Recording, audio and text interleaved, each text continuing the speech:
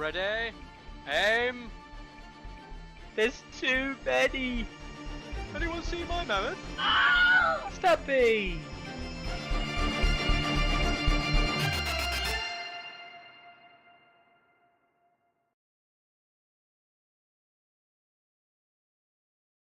Hello!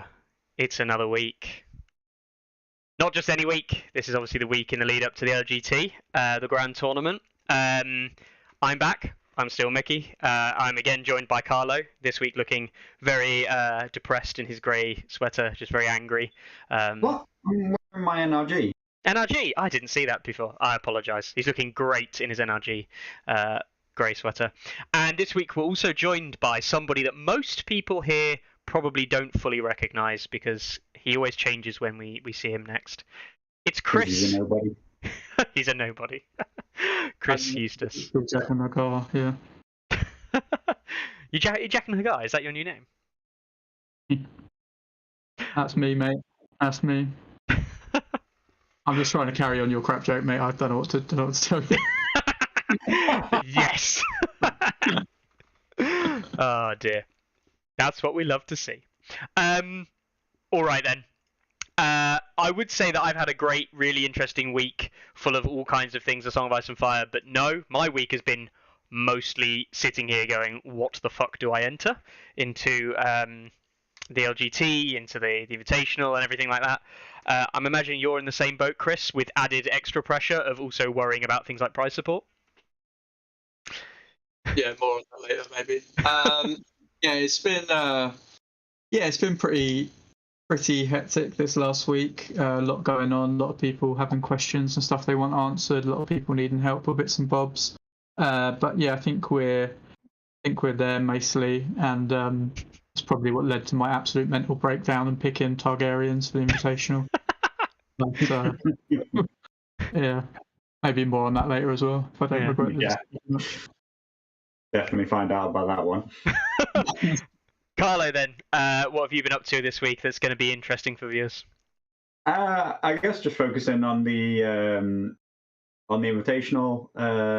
As I said last week, I'd put together that pick'em, a fantasy football, the Invitational pick'em. It is possible because it's a knockout event, so the whole bracket is already predetermined, which turns out some people were surprised by, including entrants of the Invitational, even though I'm pretty sure I made that very clear, but here we are. So yes, putting that together and just generally trying to be on top of the Invitational. Chris has got most of the main LGT kind of under his wraps. I just trying to make sure that the Invitational's all there and everything at the same time. So yeah, really looking forward to how they both play out, of course, and the ELO. Getting really excited for next Friday. I'm super stoked for all of the events, of course, not just the Invitational, but also the ELO as well, as you're saying. All right then, shall we dive in? Right. Let's reveal, Chris. Do you want to reveal them now, or do you want to go through the things? Well, you can give them a lock, and maybe some people in chat can get a 5-minute head start on us. Yeah. I mean, I'm happy to give the main list a lock. Should we talk about the Invitational? Why we let people read through if they want to read through that first? We can talk about the Invitational, right? Yeah. So, for those of you who aren't aware, then I don't know what you've been watching, because if you've ever watched this show before, you should be pretty aware by now. The Invitational's running on the Friday this weekend by Carlo himself. 16 players from around, I'm going to say around the globe, but as it turned out, it was around Europe. Are invited to the event down in London for Carlo's inaugural Invitational. Something like, I can't remember exactly, but was it 40 plus tournament wins and countless ELO points between them to get to this point. In fact, if we jump into the stats, you can see the average player rating is a very scary 1830. It's actually slightly deflated because that's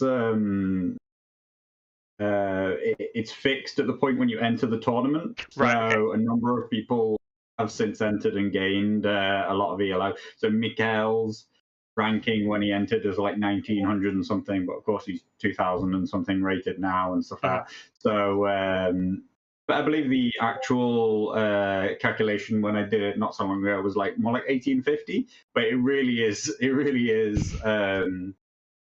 you know, a pointless distinction because it's like 200 higher rated than any event ever before. It is by far the highest concentration of song talent that there's ever been. Mm-hmm. I mean, that's scary, right? That's scary. I mean, we're talking about players and specifically a group of players that are so, I'm going to say so, like, not just highly skilled, but players that have got consistent results, which, you know, points to high skill across multiple events and periods of time, right? This is now players that have been playing for this game for over a year at least, and have generated these rankings from a year of play, with, you know, varying different degrees of play to that. So, 16 players, and me and Leet Teddy are both part of those 16. I think it was really good of Carlo to tank his rating to add credibility to the event by not all the top players being in it. I agree, yeah. Well, I was actually just about to say, funnily enough, the average invitational entrant is better than me. There we go. Literally, the buy that gets awarded is better than you. Yeah, exactly. I would be the buy in this. Want an easy game? I'll just play Carlo, mate. It's crap. Yeah. All right then. So let's have a look. First of all, let's have a look at the matchups. We have because it is a knockout, it is a bracket, and so we have a very particular, very kind of select set of games being played. I'll bring them up on screen more nicely there. And we see this bracket here. So we have Mikhail versus Drogon. That will be a matchup that I'd say I'd love to see, but I've seen it like a million times on TTS. It'll be interesting to see how that one plays out.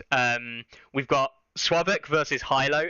Swavek is down as Swavomir now, down on the stats site. This is a game that I think everybody who's been in the know about LGT and stuff from last year has probably wanted to see, I think. Yeah, it's actually the game that never happened. It's like the final that could have been at last year's Invitationals. Sorry, at the last year's LGT. Mm-hmm. So it's just interesting that they came out as 8th and 9th seeds. There was no meddling involved to make that be the first round. Yeah. So that is mental. And for what it's worth, I'm going to say I actually did predict what the bracket would be. I know that me and Chris were talking about it briefly, and I was talking with Drogon. Because, you know, it's nice to predict what the brackets might be, so you think about your first match pair-ups. And it's really interesting because I'd predicted that as well. I think Drogon had. We'd all kind of predicted it. And all the players going to the Invitational kind of saw this and kind of went, oh, yeah. This is like, we were predicting it, and we were like, holy shit. And then it came true, and we kind of went, yes, this is an absolute win for the community. Seeing these two players match up, like, I know one of them will get knocked out early, yeah. But like, yeah, obviously it won't be streamed because we're starting game 2. But damn you. But yeah, in the same half of the bracket, you've also got Furioku, otherwise known as Masara, versus Tom Tyler, and myself versus Flixie Flyer. Yeah, looking forward to those games. There's only one matchup in the first round that doesn't have a British person in, which is good to know, and that's on the second half of the bracket. And the second half of the bracket starts off with Sir Jacob of Glace versus our French contingent Titus Poulot. And then we've got Psycho Steve versus Jasper. I'm looking forward to that because if I remember rightly, that is a matchup of two very bald men.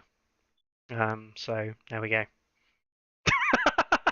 Chris with head in hands. No, I'm looking forward to see Jasper at the event. And I believe, I believe it. Have we got to take a razor along? Because if Jasper loses, doesn't he have to shave his beard? Isn't that a thing? What? First I've heard of this. No, do you not remember? Oh, you weren't there, maybe. Jasper said, because like Drogo, like a true Targaryen, like a true Carl, you have to shave your beard, but only when you're defeated in battle, right? So, that's a thing. No, Here we go. I would never force that on a man. The invitational, and he'll go bald for the whole rest of the weekend. I would never force that on a man, don't worry. Then we have Larks versus Akold, Peter from Poland, in the only matchup with a non-British player in, which I think is great. And finally, rounding it off, Leet Teddy versus Tauro17, our other Italian player. Leet, you entered with Targaryens. Why? So for background, I've played like 2 games of Targaryens in the last 2 months. And you played a lot of Night's Watch recently. I've watched you play a lot of Night's Watch, and just recently, the games have not gone well. Yeah, so that is probably me overthinking it. I do think that Drogo is particular. So I've gone double Drogo, obviously.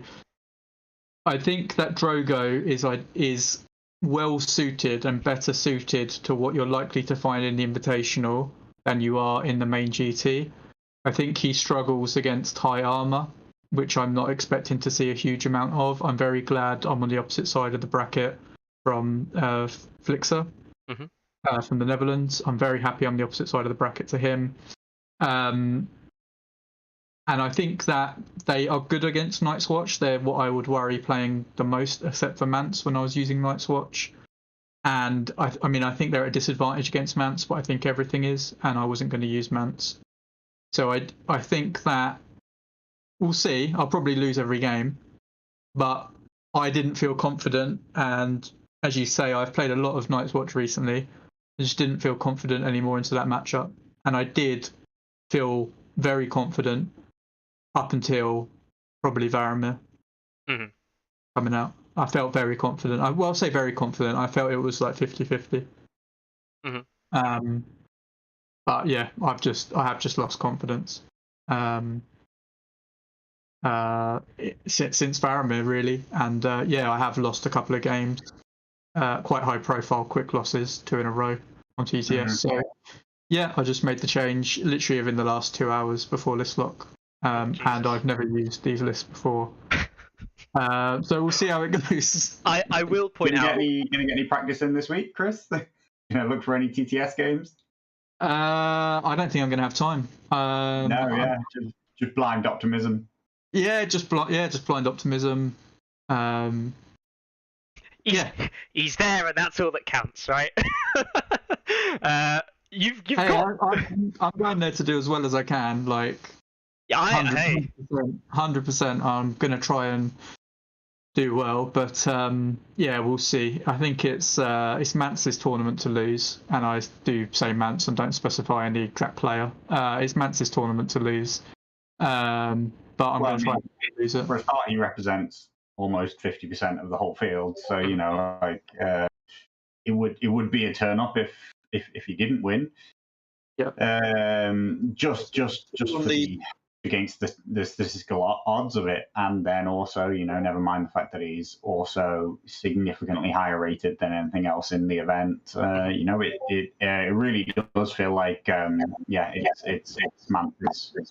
How does Mance fall on? If we can bring the bracket back up, I hadn't actually thought to look at this. Yeah. Where do the free folk players sit on the bracket? So you've got Drogon, Swavamir, to Jacob of Glace in the top half there, Masara, myself, and Larks on the bottom half. So 6 players running Mance or some variations of. Every game on the left-hand side of the bracket has got free folk in it round 1. Yeah. Only 2 of them don't have it in on the right-hand side. So I'm in the Mance free. Light. Well, the Mance light side of the bracket. But it doesn't really matter if Sir Jacob wins both of his games and I end up playing in the semi, and if Larks wins his game. From my point of view, it won't actually make much difference. It would just be one less. No, if it goes to seed, then you would play Mance every single round after the first. Yeah. Which so I mean, like, just for those, because it's not on the graphic. Mikhail's playing Greyjoys. I think everybody's really pleased that he decided to stick with Greyjoys, even though we'll come around to the fantasy draft later.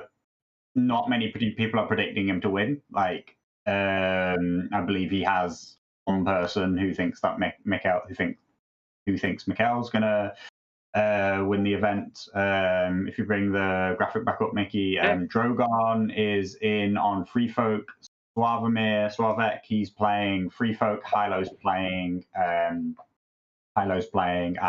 Night's Watch. Night's Watch. So to the question that somebody asked in at least one of the Discords, Suavek is pretty much moved to Free Folk over the past 3-4 months, I would say, maybe 6 months. He was playing Night's Watch awful at the GT last year. Drogon's actually in the tournament because he is the only person to ever have won with every single commander in the entire game. So Drogon plays whatever Drogon wants to play. Masara, he's playing Free Folk. He again has been for a while, ever since they became the best faction. So pretty much since the start of the edition, or at least start of season 1 changes. Winter is coming. Chris, you got any insights into Tom Tyler's last-minute change into Night's Watch? I don't. He was trying to talk me out of going to Targs, and then he just completely 180'd and went with a complete random choice himself. So I don't think there's any insight from the Steadfast boys that could really get. That's Yeah. I mean, obviously, everybody would have loved for him to have given neutrals a go, or at least everybody would have loved for him to enter with neutrals and do well. But I don't think anybody wants him to enter with neutrals and just get smashed.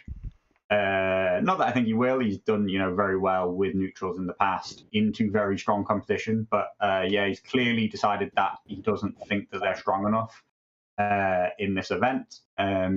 Flixie, he's playing Baratheons, a Baratheon long timer. Mickey playing his ever faithful Free Folk. Jacob also ever faithful to Free Folk. Titus is playing. He's Baratheon. He's the other Baratheon we've got.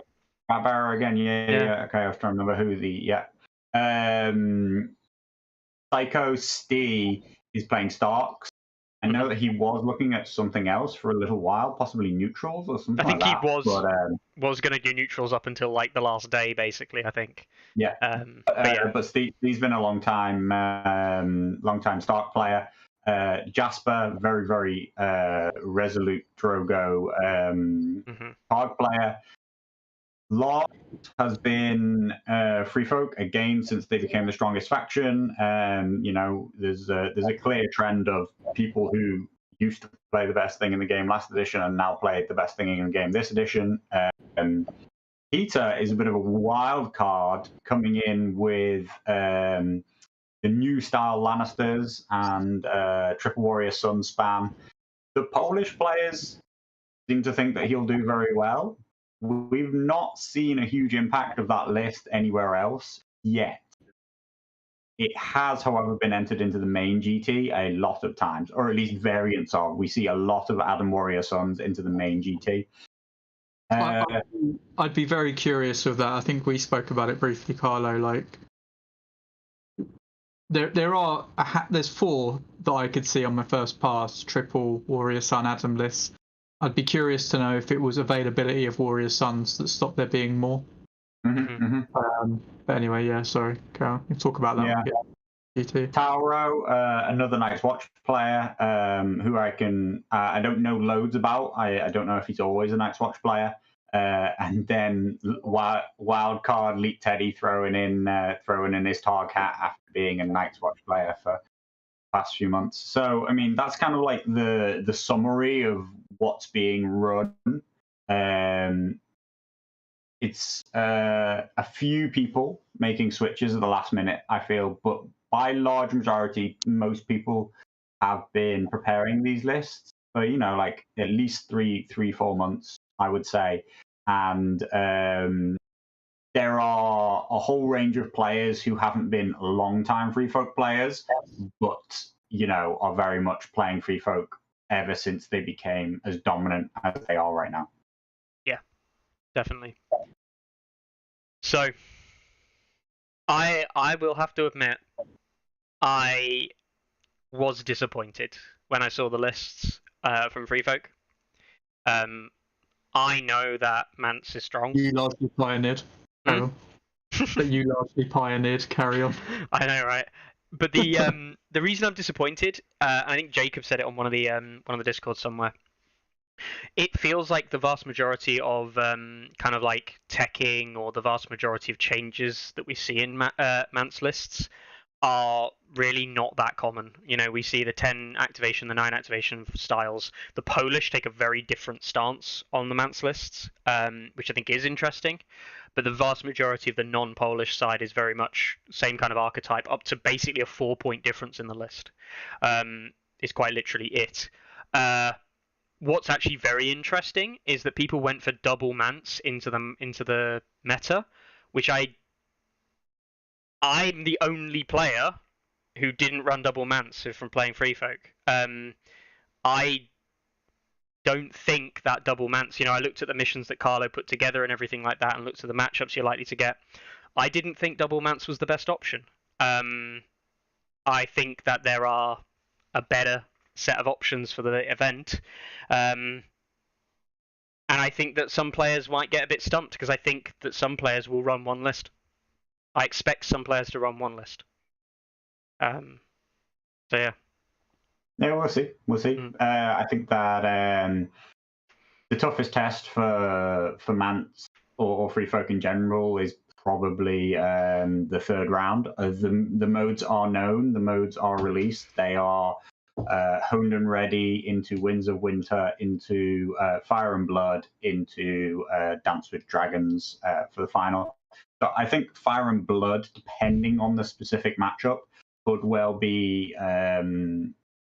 where Free Folk could, if they've not made it into being dominant by the semi-finals, if it's not for Free Folk, we may suddenly see Free Folk players losing in a game mode where they wouldn't normally, or at least into a matchup that they wouldn't normally lose because it's Fire and Blood.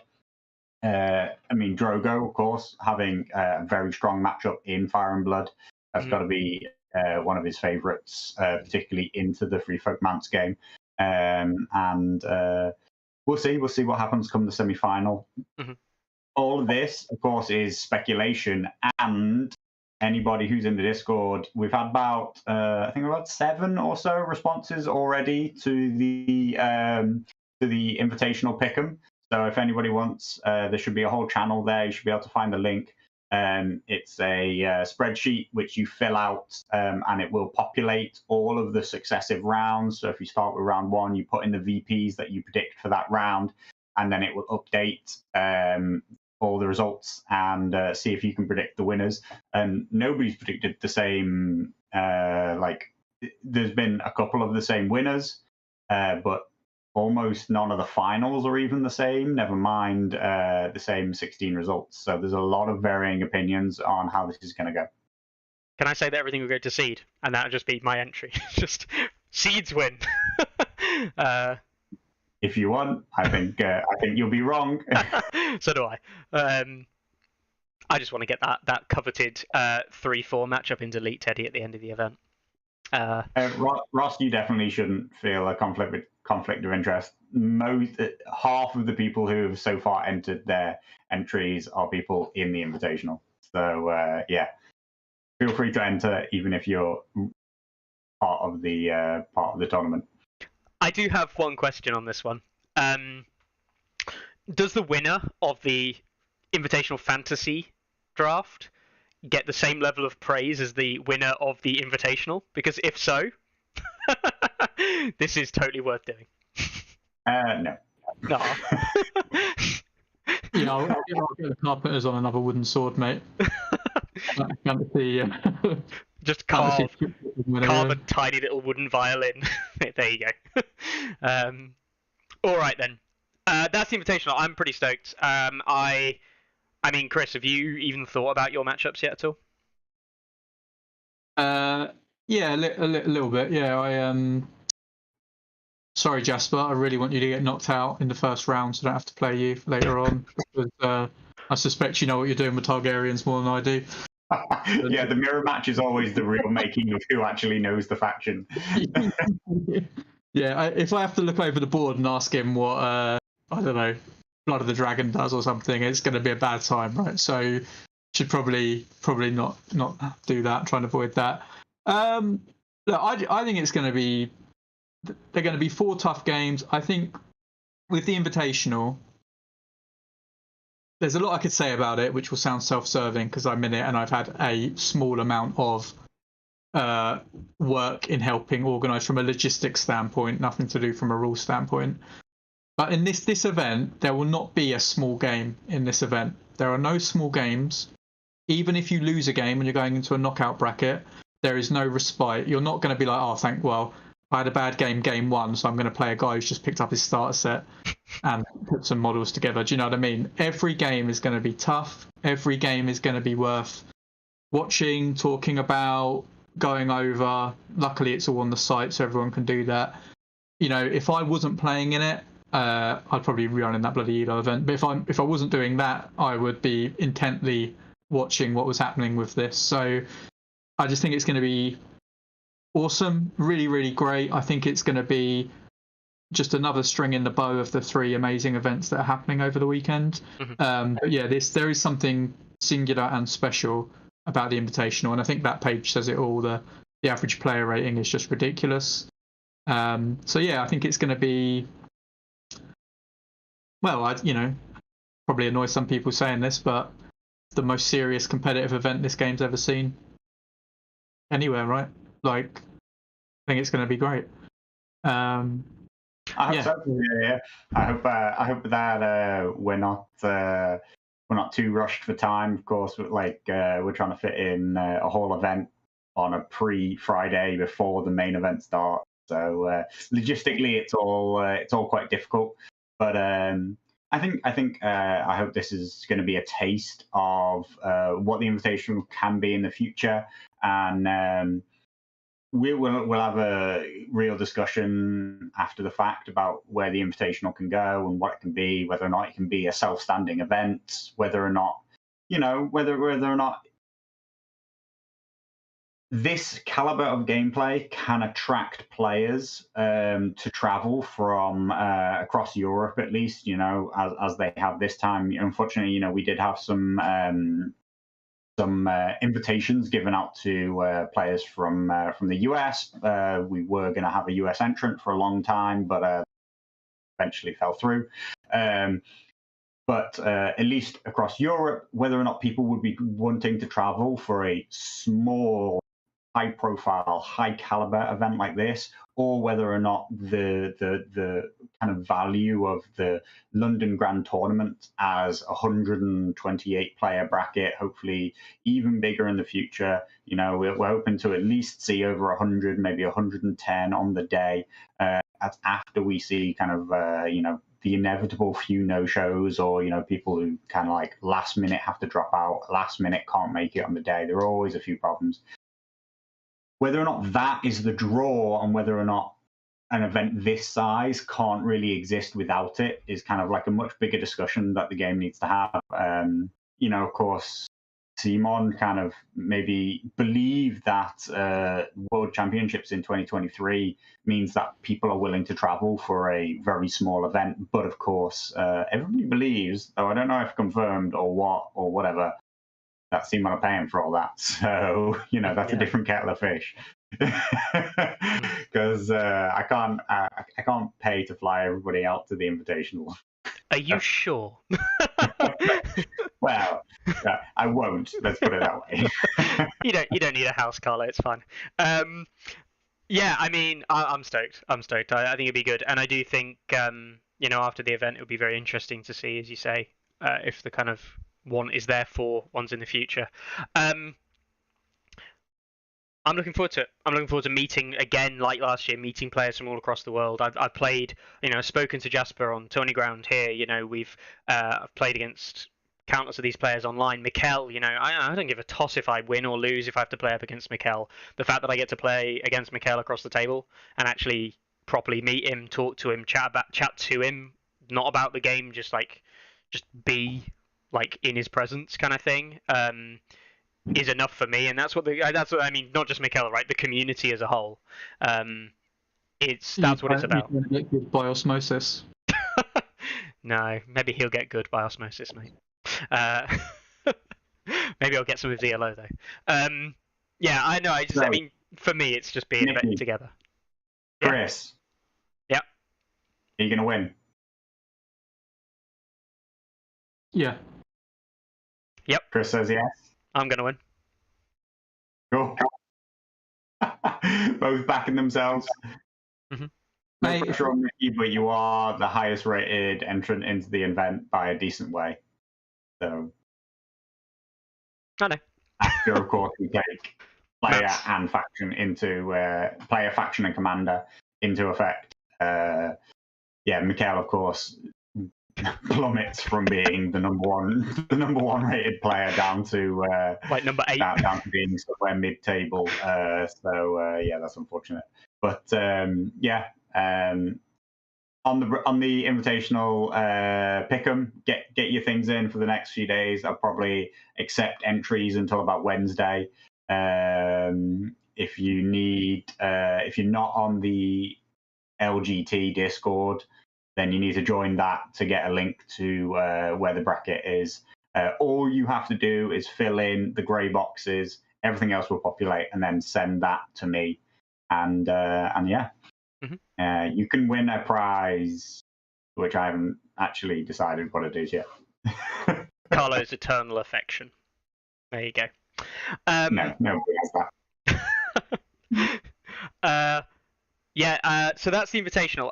Some people saying, when does it start? It's starting at 1:00 in the afternoon on Friday.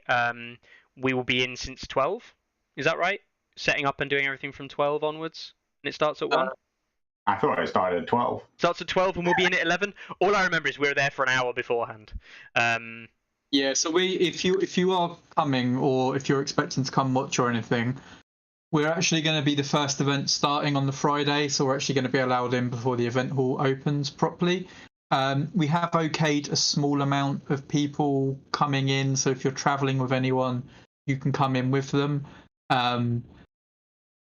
Without sounding horrible, please don't all 120 players turn up at 11:30 to come watch the invitational getting played, because they won't let you in. So please don't do that. But if you're travelling with someone who's in the invitational, that'll be fine. Yeah. Also, for what it's worth, players will all have nice terrain handouts because there are some random terrain going on. The rules for that written on here. Got my voice. So people don't have to worry about like getting rulebook cutouts or anything like that. They'll be provided. And I'm sure that if people want these, we can send these to people digitally, and they can have their own if they particularly want something to bring with them for the non-random terrain portion of the main event, of course, and just have them as a reference point. If anyone wants them, let us know. I'm sure we can send those out to people. All right. That is just for the invitational, though, so yes. you won't be getting one of these in the main event. No. Mm-hmm. I think that's about it, right? I think that's about it. Yeah. All exciting times. Yeah. Whew. I have to admit, last night I was stressed. Not because of list lock, but I literally went to bed and was like, how do I beat this list? What do I do in this situation? How do I do this? My brain has been absolutely overloaded all day. Don't worry, everybody. Mickey doesn't do well under pressure. No, very, very true. No pressure whatsoever. It's not that difficult. You hope you have an opening hand of assault orders, overrun, and field control, right? And if you don't, you just concede the game. you say, mulligan? Draw a new hand. I drew. It's the wrong commander cards, guys. I better reshuffle my deck and redraw. Yeah. All right. Okay then. So, should we move on to the main event? The main event should now be locked. It's been locked for a while now, guys, about half an hour. So you can now check out all the lists and all the stats. We are going to go through some stuff in a minute. We're going to go through a PowerPoint put together by Chris and myself on some stuff for you, because there is some fun stuff to talk about. We couldn't have a weekend hyping everyone up for a weekend.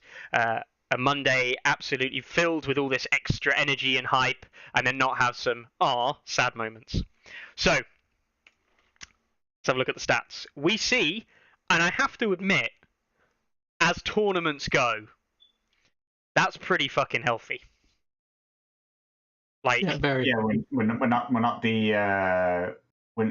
the degenerate free folk filled invitational entry here now anymore, right? Yeah. And hey, Mance, who we know in the Invitational had the most picks at 11 picks for the Invitational. Mance comes in at number 2 on this list, with Drogo being far, far, far more popular at 33 to 28. I say far, far, far. Drogo and Mance is the slightly, marginally more. One's 1/7 basically. Drogo and Mance clear standouts. John filling up the kind of like third position fairly comfortably. But I mean, Great John Umber has really become a popular start commander, coming in with 15 picks, which I think is big.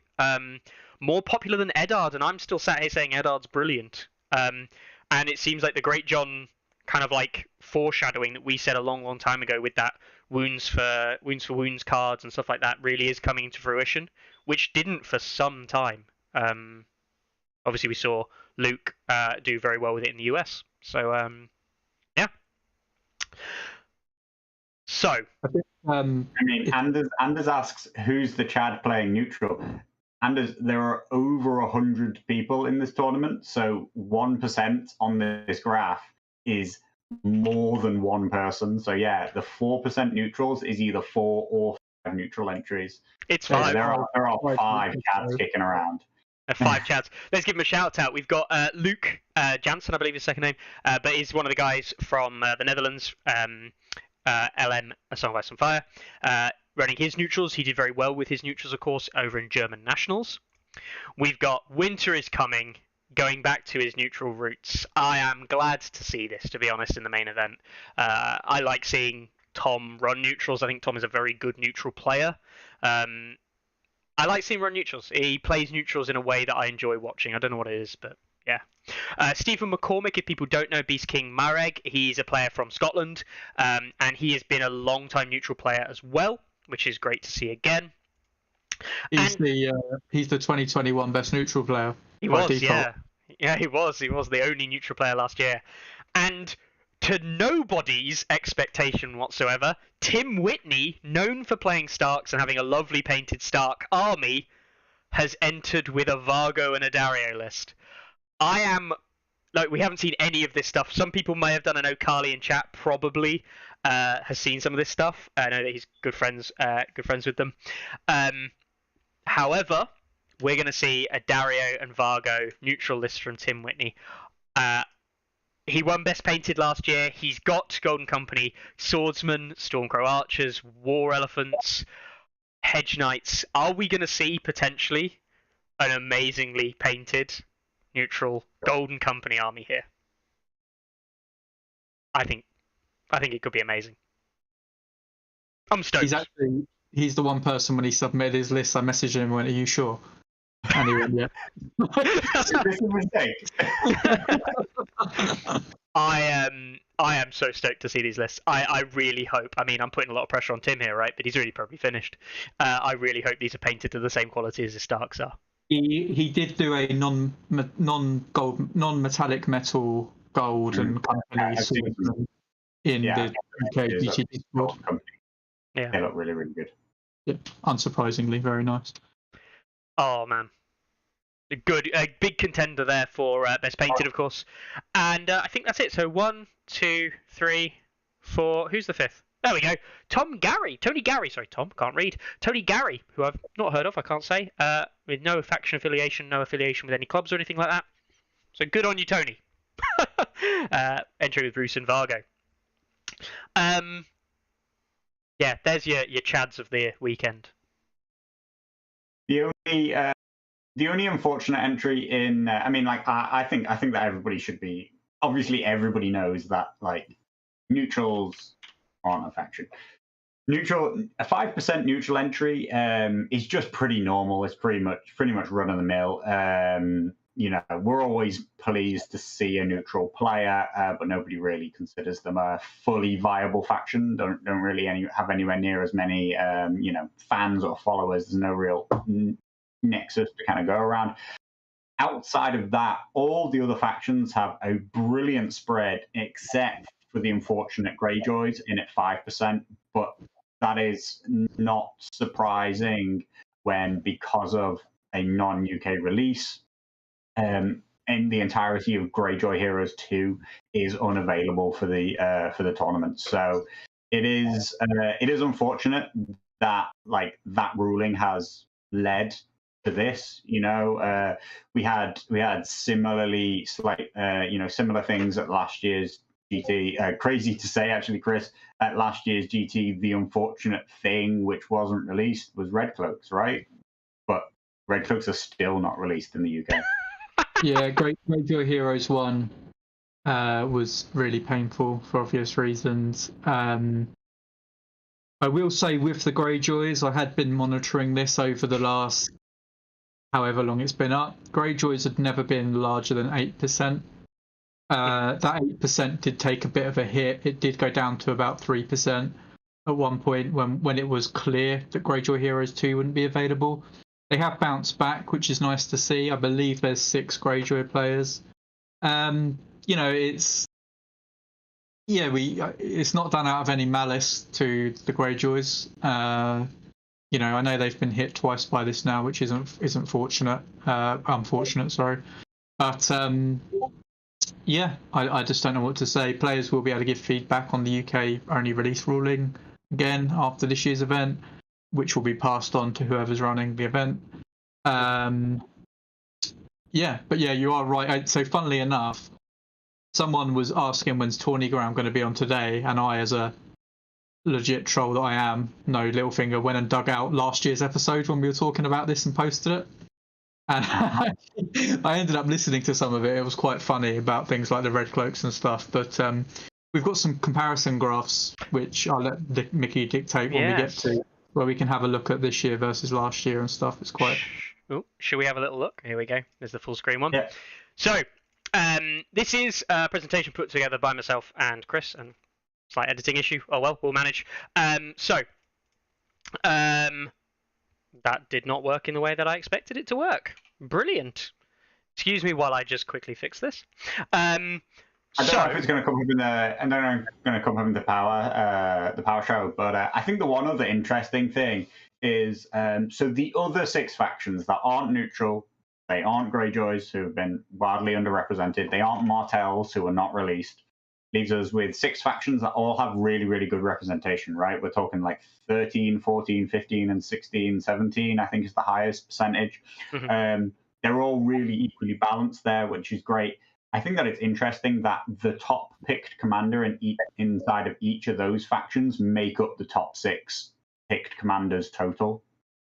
So we see Drogo coming in for the Targs, then we see Mance for Free Folk, then we see Great John, Jon Snow, Kevin, and Eldon being the most popular of each of those faction commanders. But most of the time, there is one faction who represent like maybe 33% of the entry, like twice as much as anything that we see here.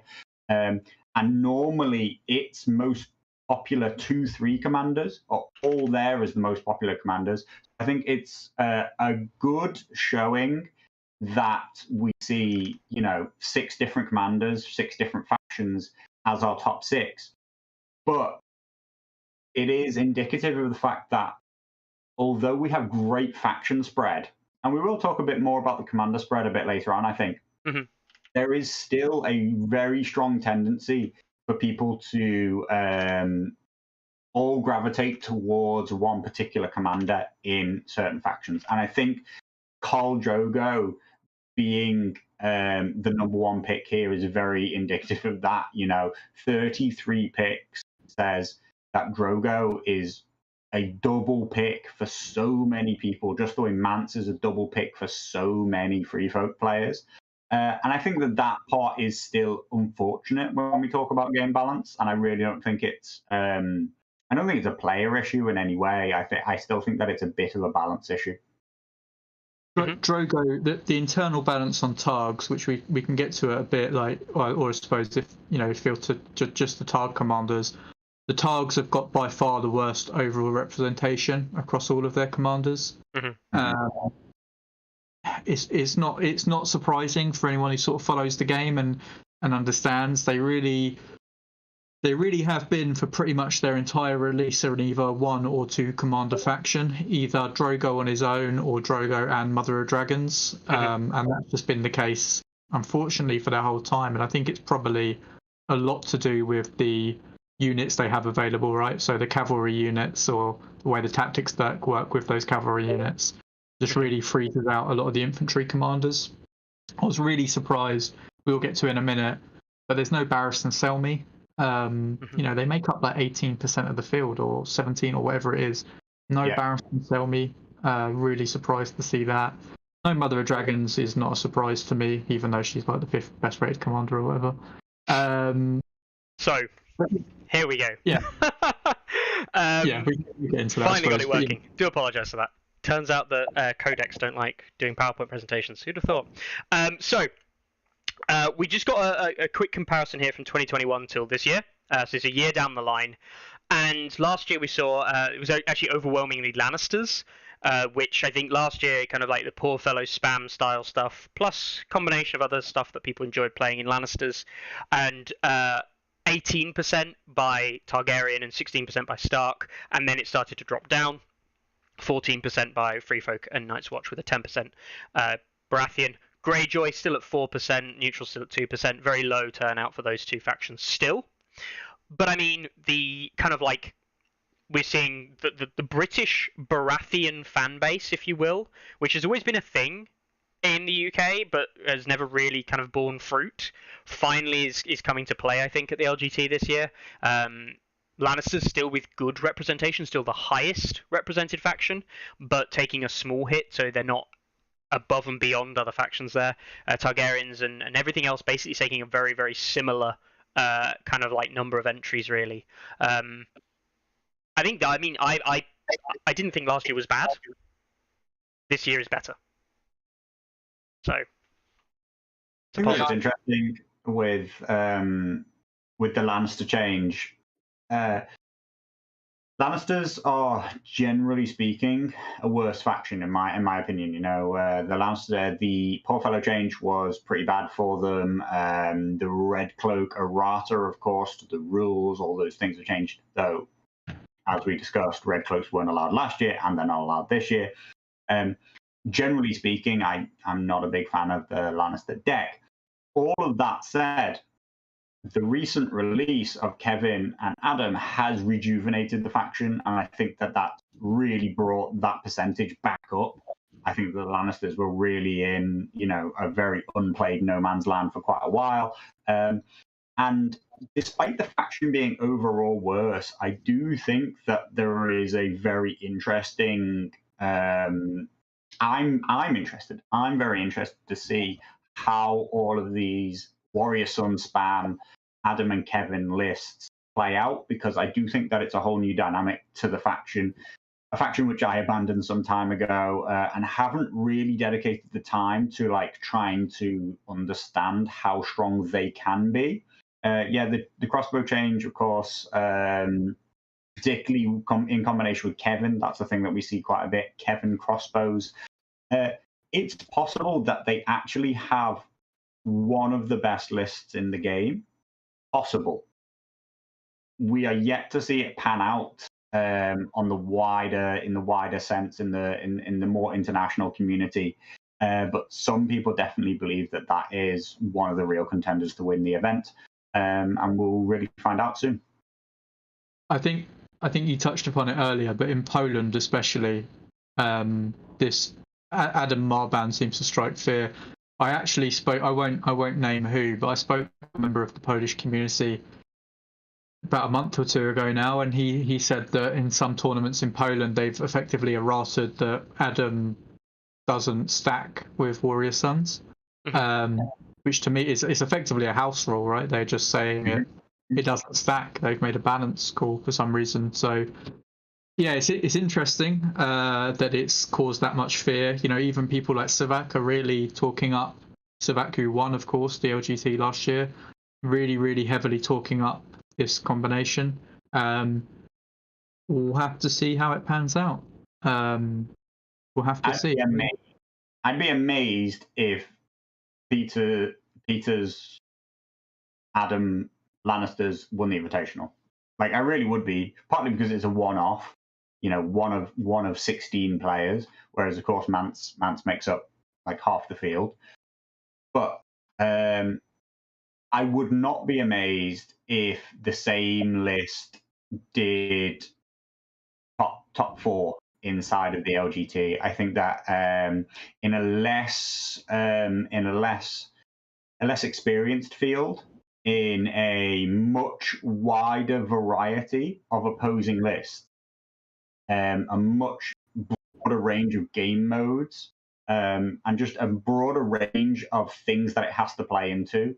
The raw strength of the Warrior Sun Adam combo, or the Warrior Suns in general, the strength of a effective hardened, you know, like it's not quite hardened, but effectively hardened plus the Warrior Sun's faith ability, I really think will cause a lot of problems for more of the mid-table who have less specific counters and less ways to work around it. You touched upon it at the beginning, I think, when you said less experienced players. I don't actually think the lists necessarily matter as much as the experience level of the players. If you get stuck into 3 tar pits and don't have a plan to get out of it and have seceded a better position because of it, you know, they're sitting on objectives or whatever, you'll lose that game very quickly. And if you've learnt that lesson before the LGT, then you'll be better placed to get past it. If you learn that lesson at the GT, then you learn that lesson at the GT and lose the game. And this isn't anything against Peter. He'll probably knock me out the Invitational now.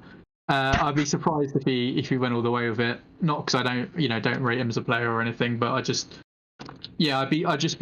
be surprised. It'd be interesting, but I would be surprised. I think that it's actually very, very strong into Night's Watch, particularly Ranger Hunter Night's Watch, because thing that they're there for is explosive damage on multiple chain attacks, and that's the one thing that Hardened really, really does stop. But I really don't think that it has a good matchup into Free Folk, and I don't think it has a good matchup into Drogo either, who of course can just run in and assassinate, plus can run rings around them to the point where he can effectively eventually just be like, okay, well, I'm going to charge you in the rear, and I'm going to, do enough damage to push through these final attacks. Expert duelists in general can force through extra last wounds, even ride by attack can come through and kind of do auto wounds. And I saw just when we quickly looked at Mickey brought up your list, you even bring a dragon, which again is the is something that this list is so heavily teched into. I will block hits that it doesn't really have a full encompassing kind of viewpoint on that. There is, I don't know if we'll kind of come to a comparison of it, but I would say that last year, forget the percentage of entries, the big things that people, the finals and the big things that were up at the top and the top tables, they were Night's Watch, Mance, and Drogo. I mean, Mickey goes like that, but like Mance was the number 2 choice in the game back then. Well, yeah. Sad. and was winning Spanish nationals with Raider spam. You know, the Night's Watch have changed the most. Out of that, the Night's Watch were awful back then, built by John. Drogo was still considered a strong choice into the three of them, and the three of them made up the meta, as it were. Effectively, the Invitational is sort of a replay of the TTS invite tournament that I ran, where again it was Mance and Mother of Dragons. Oh, of course, Mother of Dragons was incredibly powerful for Targaryens, making it the third of that trifecta of three. It was Free Folk, Night's Watch, and Targs back then. Invitational again is Free Folk, Targs, and Night's Watch, with Baratheons just sneaking their way in. And again, last time, even on that tournament, Baratheons just snuck their way in. So I think it's actually interesting that so many things about the meta are almost identical to what they were. Nothing has changed in a lot of ways, except that Night's Watch were knocked off their number one perch, leaving Mance as the undisputed king. Particularly when Mother of Dragons and Othel were both knocked down a peg, leaving Mance as undisputed number one. The main change is that the rest of the field isn't so that far behind this time. That's true. Yeah. If someone took Starks to the old that TTS event you run, people would be like, "What is this guy doing?" I don't think that's the case with Steve taking Starks. I don't think they're the best faction. I have played some games with Starks recently, actually. I took them to a local tournament. They're fine. They're good. Like, I don't think they're going to win. A numbers game, like you say, it's a 1 in 16 chance before you factor in anything else.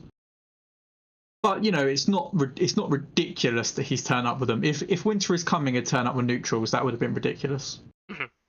You know...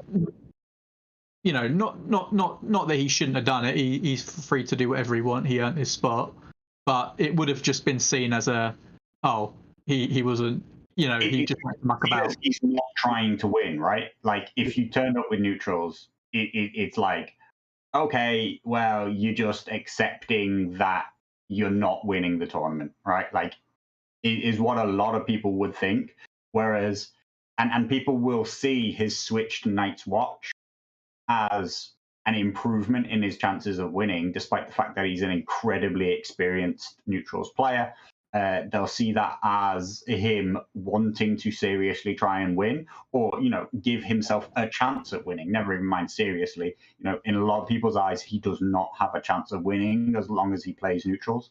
But I agree that the biggest change actually in the past year is that you can say that Baratheons and Stark, and to a small extent Lannisters, have been elevated into being not as far away from that top tier. Mostly, particularly in the Stark and the Baratheon case, by the improvements to their deck being very, very impactful.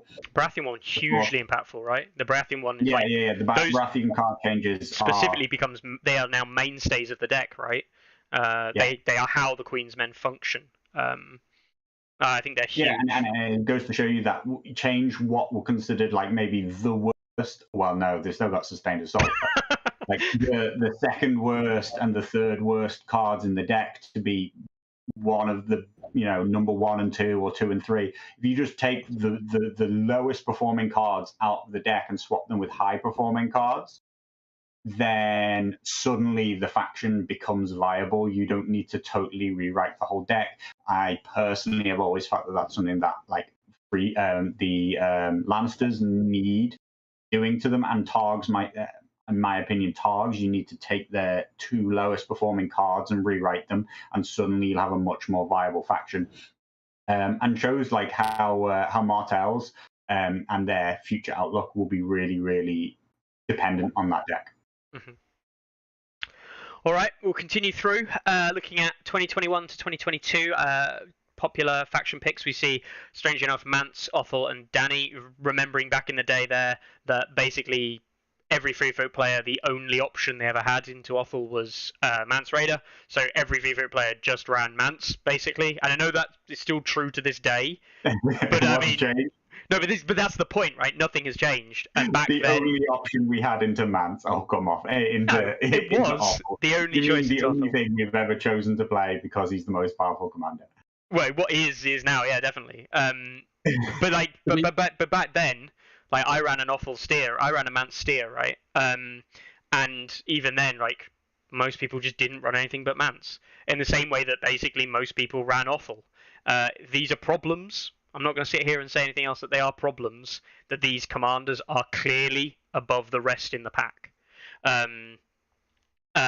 It hasn't changed for Free Folk. It's changed for a little bit for Targs in that Mother of Dragons doesn't exist anymore, but Drogo still makes up their, most pick hero, now being the only option instead of one of two, and Offal, of course, getting nerfed into the ground with Jon replacing him. None of that surprises me particularly. That's the thing, right? As you said before, the top. So these numbers are based on entrants who are just slightly more than, there's slightly less than 3 times as many entrants this time round. So basically, you can just triple all the numbers on the left-hand side. So I think it's actually crazy that 10 Mance has translated into 28 Mance, which is basically Mance is exactly as popular as he was last time around. Offal has become Jon Snow. And yeah, I mean, like Offal has pretty much tripled himself from being 7 through to into being 20-ish, 19-ish. But he's now called Jon Snow, being the overall #1 Night's Watch pick. Offal, of course, still has some entries I saw, but is almost non-existent. He's fallen down to the pack of like basically a niche pick. Now, Drogo has basically swallowed up Dany's pick. Like everybody used to pick Dany and Drogo, and now just picks Drogo and triple that. And oddly enough, you actually get even more than Khal Drogo. But thankfully, Drogo hasn't managed to go to the heady heights of like 42 picks when tripled. But yeah, I think that, like I say, it's actually, I hadn't thought about it, but that top 3 selection is almost the same as last time. Not much has changed meta-wise, in my opinion. In terms of top performing lists or popularity of piloting those lists, it's very, very similar actually in an odd way, despite the fact that, of course, we see some new entrants who are entirely new to that list. Great John and Kevin being the 2 particulars. Mm-hmm. I would say what is interesting that in both instances, it is effectively what I think most people would consider the top 3 commanders in the game, in the order of third place being first place being second place being third. Mm-hmm. So Othel, I know there was some dissenting voices about Drogo being top, but Othel was undisputably the king of the last edition of the game before the update, and he is second, just as Mance is the undisputed king now, and he is second. Obviously, they're very highly picked, and it isn't huge numbers both ways, but it is interesting that the absolute top thing in the game isn't the absolute top pick. Mm-hmm. Mm-hmm. Might be something in that. But yeah, I mean, broadly speaking, I think Carly put a really good meme in the Discord group a little while ago. It's the Harry Potter thing with, and yeah, I totally agree that it's they're the top 3. Drogo, Mance, and Jon, top 3 commanders in the game right now, and it's not a surprise to see him at the top of the list. It's I'm glad in some ways that it's kind of like it's almost predictable, because that means that the meta and everything that we're suggesting is kind of like true. We're not just literally random making this stuff up. But is it good that this stuff is kind of really too easy to guess, too easy to see? Is it too easy? We're not getting any kind of surprises at all when it comes to these big events. And And that's a shame. That's always a shame because we like to be caught surprised, right? It's always nice to have a pleasant surprise. And I'm kind of surprised a little bit by Great John Umber. I'm happy that he's got as many entrants as he is. I really hope that a Stark player with Great John does really well. And if that happens to be Dan from our club, good on you, Dan. But I really want a Stark player to be up there competing with some of the big boys. I think for me, the thing about the meta. I know it's your least favorite thing. I know the thing about the meta that people don't like to kind of accept and kind of understand is that the bigger and stronger an event gets, the more it tends towards the meta being true, correct, and factual. This idea of this like anything can win, or like really good play can like outshine everything else and stuff like that. Again, like, hey, Mikhail comes through and just fucking smashes the invitational. Everybody's going to be well happy. Nobody is here championing that things can't change and that this is the only thing that can win. But I think when you look at the invitational and its pick rates, and then you look at the huge event of the LGT and how huge numbers of players, this isn't just like a couple of players, this is hundreds of players from a whole spectrum across the game. They all gravitate and tend towards the same things. And we expect the top 8, top 10, whatever you want to look at, top 4, to be quite predictable with maybe 1 or 2 wildcards thrown in there.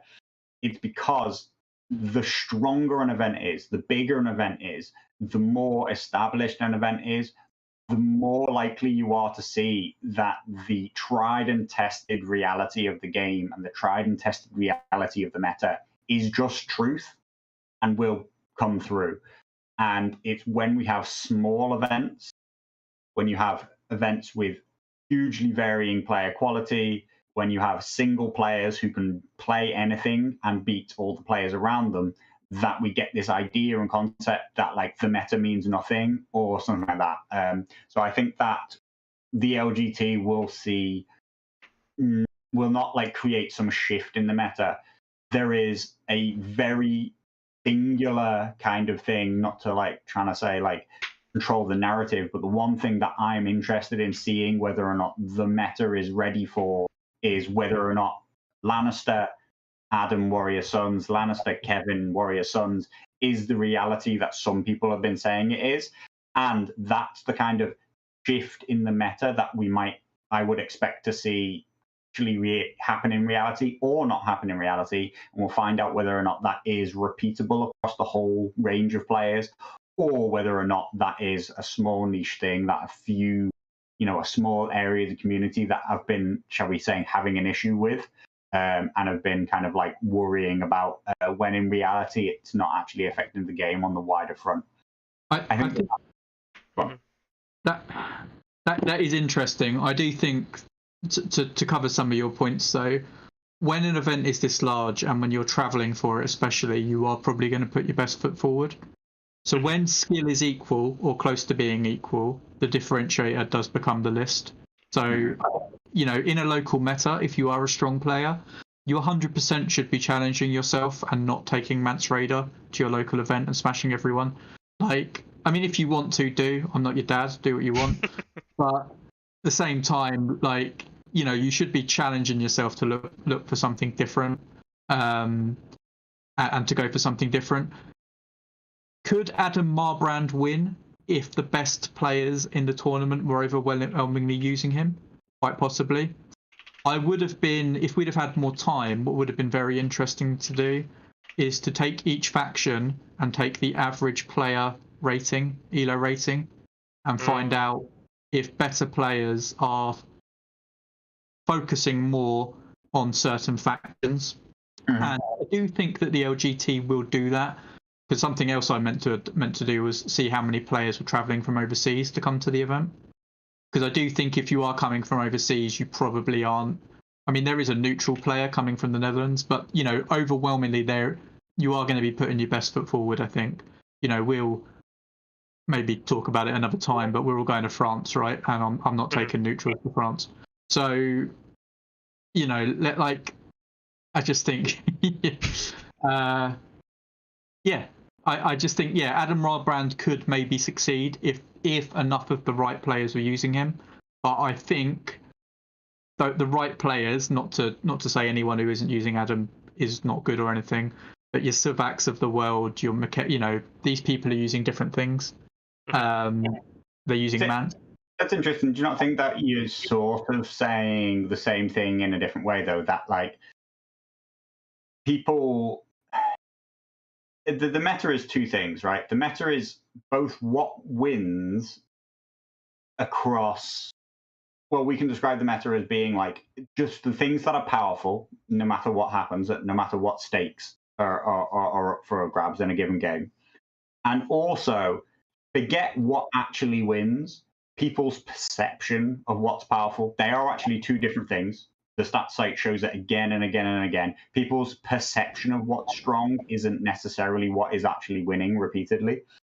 And what you sort of just discussed there is like when the event is bigger, people can't help but admit that their perception is that that's the strongest thing in the game, so therefore they're going to play it. Whereas they maybe tell themselves that when they enter their local event, that this is this is really top tier. This is really top tier, right? This is great. I'll play it and look, I'll show you. Like this is amazing, and then they win. But then when you say to them, okay, you know, well, now you're playing in a 100 player event, you're playing in a tournament of only tournament winners, something like that.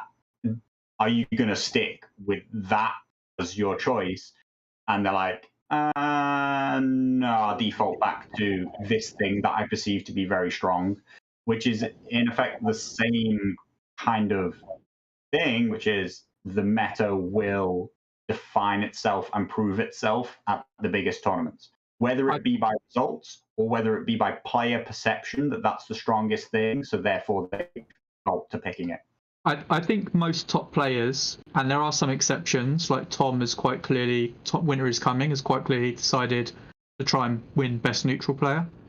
But I think top players generally, and we can see this a lot, I think there's been a lot of chat on the Discord, which is great to see because I love seeing like the hype build up for the event. There's a lot of people talking about changing lists at the last moment.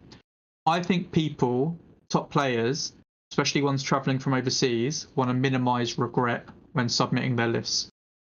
And you can maybe minimize regret by going by what is seen to be the most powerful. Because if you lose with the most powerful, it's like, well, I put my best foot forward. If you're an idiot and change to double Khal Drogo for the Invitational the night before, you know. But yeah, I think it's interesting. I just don't think. Yeah. I think that the second best is second best untested. Adam Marbrand might be the best in the game, but we won't know because the top players won't take the plunge and use them at an event like the LGT. Maybe. Or maybe they will and Peter will win everything. Yeah, and that isn't a disrespect to Peter or anyone else using Adam Marbrand, but yeah.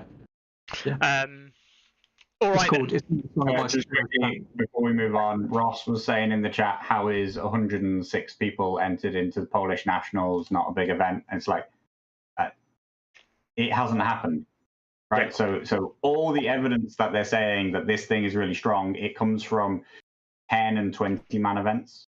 So, you know, there is no disrespect to the Polish Nationals, which in 1 month's time will be a huge event and a huge talking point and will have just as much validity in terms of like establishing the meta as the LGT.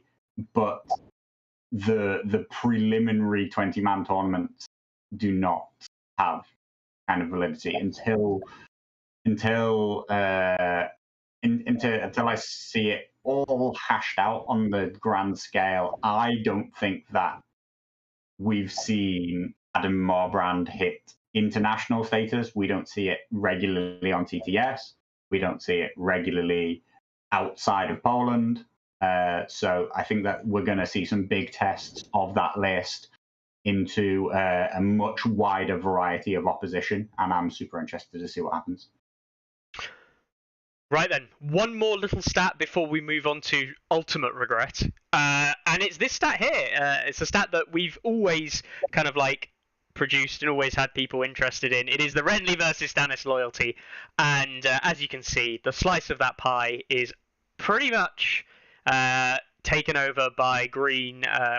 It's about it's exactly 40 lists. It's over 50%. It's not quite 60%, but basically 60% Renly to 40% Stannis. I'm surprised. Stannis is real strong right now. Yeah, I'd have thought Stannis would have seen more play. I know that Eldon, very popular commander, doing very well in the stats. I think he's like second best commander in the game right now on stats by power ranking. So maybe a lot of Eldon players, but yeah, I'm surprised. This graph might actually be who could get 2 units of Champions of the Stag and who couldn't. So maybe the green side is everyone that did. I'll check my pile. I haven't got them. I'm a Stannis guy. Speaking of, so of course the only thing the only restricted item in Baratheons is of course the High Garden Pikemen. Which is great because we don't have to worry about whether or not they're supposed to have loyalty for a start. I would say to the question, what are some of the most out there lists you've seen? Renly loyalty, the lists which surprised me the most. There is huge variety in them. Of course, I literally scanned through every list the night of list lock. Chris has done it multiple times. I did it just the once. Scanned through them looking for things that aren't supposed to be there. Not really like critiquing the list or looking for them, but you get your eye in for like you see the same things again and again and again and again. And Renly style Baratheon lists are the ones which were just different every time. And I was like, wait, what's that unit? I haven't seen that before, because I'm just looking at the pictures, looking through, scanning through quickly. Everyone, Thornwatch all over the place, units that I've never seen, NCUs which I forgot even existed. Like there's just a huge variety in the things that Renly side is running. So I do think that'll be real interesting to find out how those Renly lists do. There is a lot more Thornwatch than I thought. Also see High Garden Riders and stuff like that. Some new stuff. So Renly side Baratheons will be super interesting. Baratheons have by far the best commander spread out of all the factions as well. I will say with this, I very quickly counted up the commanders. I did just presume that the Roose Bolton was a Stannis side, so it could well be 24 Renly, 16 Lannets, but I'm pretty sure it's not going to be. No, I'd assume it's the Stannis side stuff. Yeah, presumably. Could be wrong. I think the real question that I think everybody in chat wants answered, so if some absolute Chad in chat wants to do this, is how many Shira Errols are there? Because if someone wants to count the number of Shira Errols, yes, the best moment of any. Did we have the split for last year?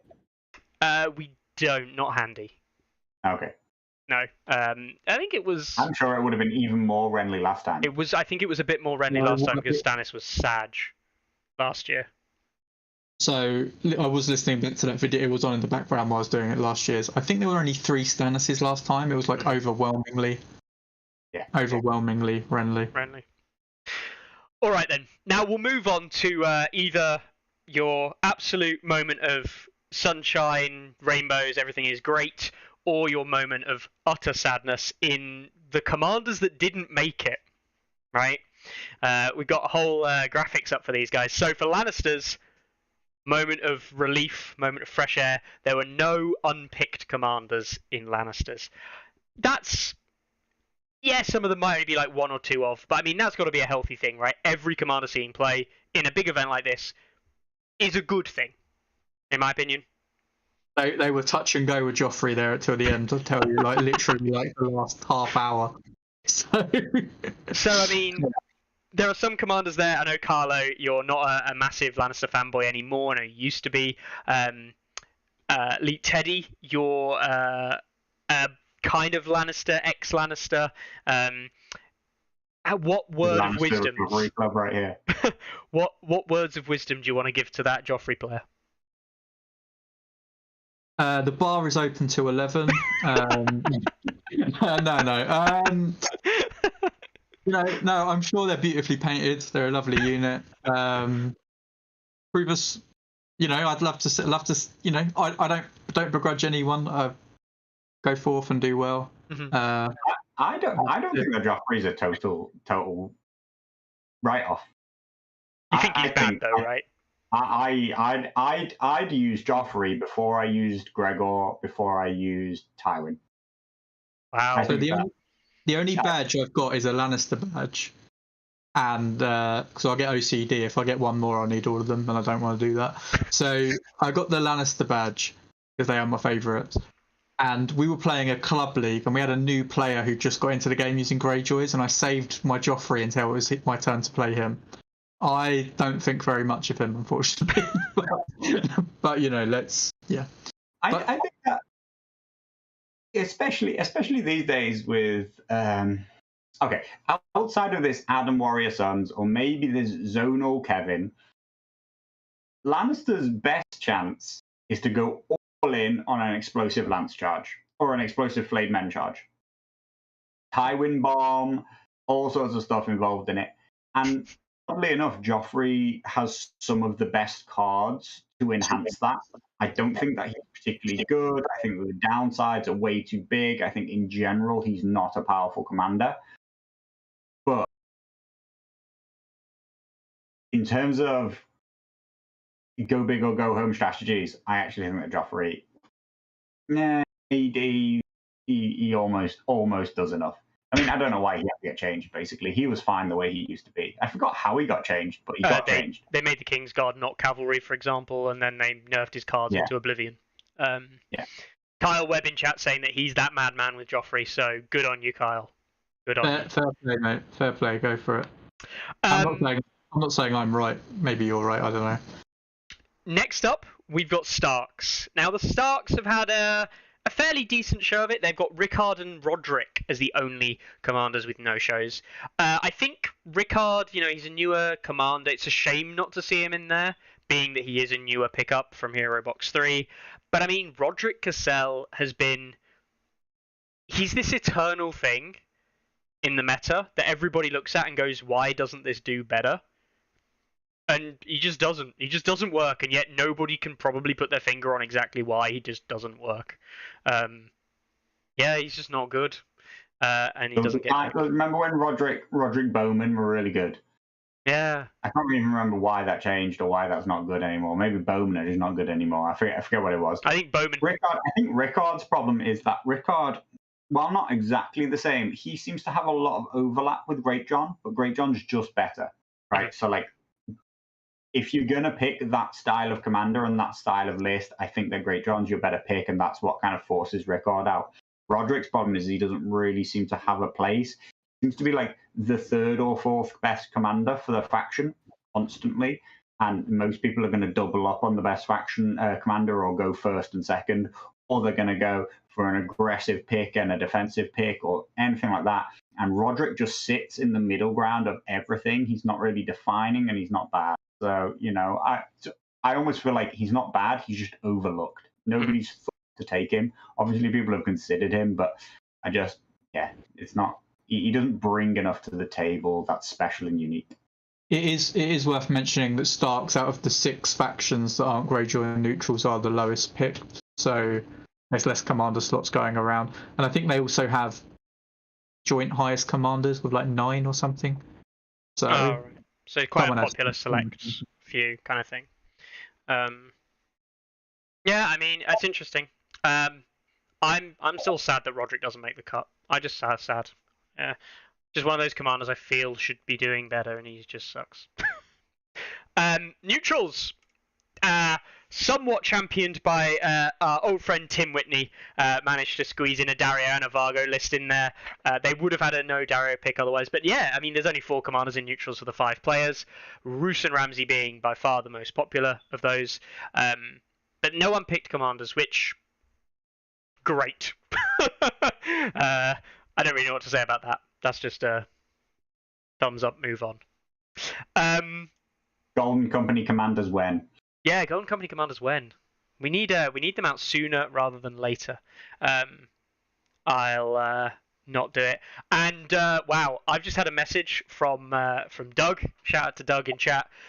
He's just sent me a Discord message. There are 7 Shira Errols. There we go. Shira Errol, better and bigger character than Roderick Cassell. Just everything is now going to be a Shira level. Right, Night's Watch up next. MCUs there are. I know, right? Probably less than 7. Probably less. Night's Watch. Now, this list is not small. Benjen mounted a version, Dennis Mallister, Alistair Thorne, and Jor Mormont, all not making cuts whatsoever. That's 4 commanders across, a lot of entries. I'd kind of expect to see 2 or 3. We don't see a huge. Great John is at 19 picks, so he's not like out and afar ahead like a Mance or like a Drogo. We've got 4 unpicked commanders in Night's Watch. Again, they are like the second. They're like the 4th picked faction overall. And I think again they do have a lot of commanders. They've got like 9 again. I've been playing a lot of Night's Watch recently. So Denny's Mallister is not good. Jorah Mormont not good. No. Alistair. I don't think Alistair is like terrible, but there are better options. And Alistair's a weird one. Loads of people seem to think that Alistair's going to be good, and then his performance is always terrible. Like it's almost unexplainably bad. In every tournament where people play Alistair, he just like comes practically last. Which I can never put my finger on, because I also think that he shouldn't be that bad. But yeah, I think Benjen's just overlooked, right? Like they don't really. There's not enough. Their cavalry, while usable, are not something that the Night's Watch can really build around right now, in my opinion. The Vanguard aren't quite good enough for the cost. For 7 points, you're actually, they're not quite as they don't pull as much weight as the Hunters or Swarm Brothers do, and as a result, they're terrible. They are terrible. Yeah, they're terrible. So I think trackers are actually really good. I think 6-point trackers. I think people don't use them enough, and I think it's very interesting that. Chris, you've been playing them a lot in your Night's Watch list recently, and I know Tom Tyler took them to the Invitational as well. I think trackers have got a place, but yeah, Vanguard just don't. 7 points. All right, shall we move on to Free Folk? Yeah. Only 2, the Weeper and Rattleshirt, don't make the cut. And I'm surprised by that, because I'd have thought Rattleshirt would make the cut above Harmer, because I think Harmer is utter garbage. At least Rattleshirt's fun. When we say make the cut, in a lot of cases, we mean like they have 1 less than some of the other commanders. So it's not like there are 10 Harmers balling around this, Also, Free Folk have one of the smallest commander pools, particularly if we're going to include neutrals, right? Which obviously this list doesn't list, or I assume, Chris, this list isn't listing for those that can pick neutrals, whether or not neutrals are picked. But, Roos can make up a decent selection of picks for other factions, depending on which way you go and stuff like that, which Free Folk don't have that option. So Free Folk should be one of the factions leaning towards the widest selection of choice, or at least the smallest amount of commanders unused. And yeah, I'm actually surprised that Rattleshirt's at a 0, because he is such a stylized commander, with his Bone Lords Chosen being obviously a requirement of Rattleshirt inclusion. I thought he would pick up a pick from somebody who liked him. You can use him with the normal attachment version now, though, can't you? You can, at 9 points, though. Oof, it's an expensive unit. The real question for Free Folk players is, do I take Bone Lords Chosen or Mag? And I'm pretty sure everyone knows the answer to that question, which is pretty sad. The Weeper, I'm not surprised by. The Weeper's just this eternally relatively unpopular pick. So doesn't see much play, hasn't seen much play since the 2021 update. Baratheon. Now, Carlo, you'll remember the last time we talked about Baratheon commanders and the sadness that was one particular character in his complete and utter lack of an inclusion in a whole event. Zero Davos? It is indeed Zero Davos Seaworth. Oh, Davos. Oh, Davos. Oh, Davos. He is now renowned, right? Davos as a character literally wasn't picked at all in, I think it was NRG 1. I think he wasn't picked like basically at all in like the TTS leagues that we monitored all these stats for and did all these complicated breakdowns. And now we see him not picked as a commander in the LGT. I'm guessing he's NCU does get a couple of picks, but I mean, yeah, his NCU's good, and his attachment the Onion Knight sees some play out of Lightbringers. Yeah.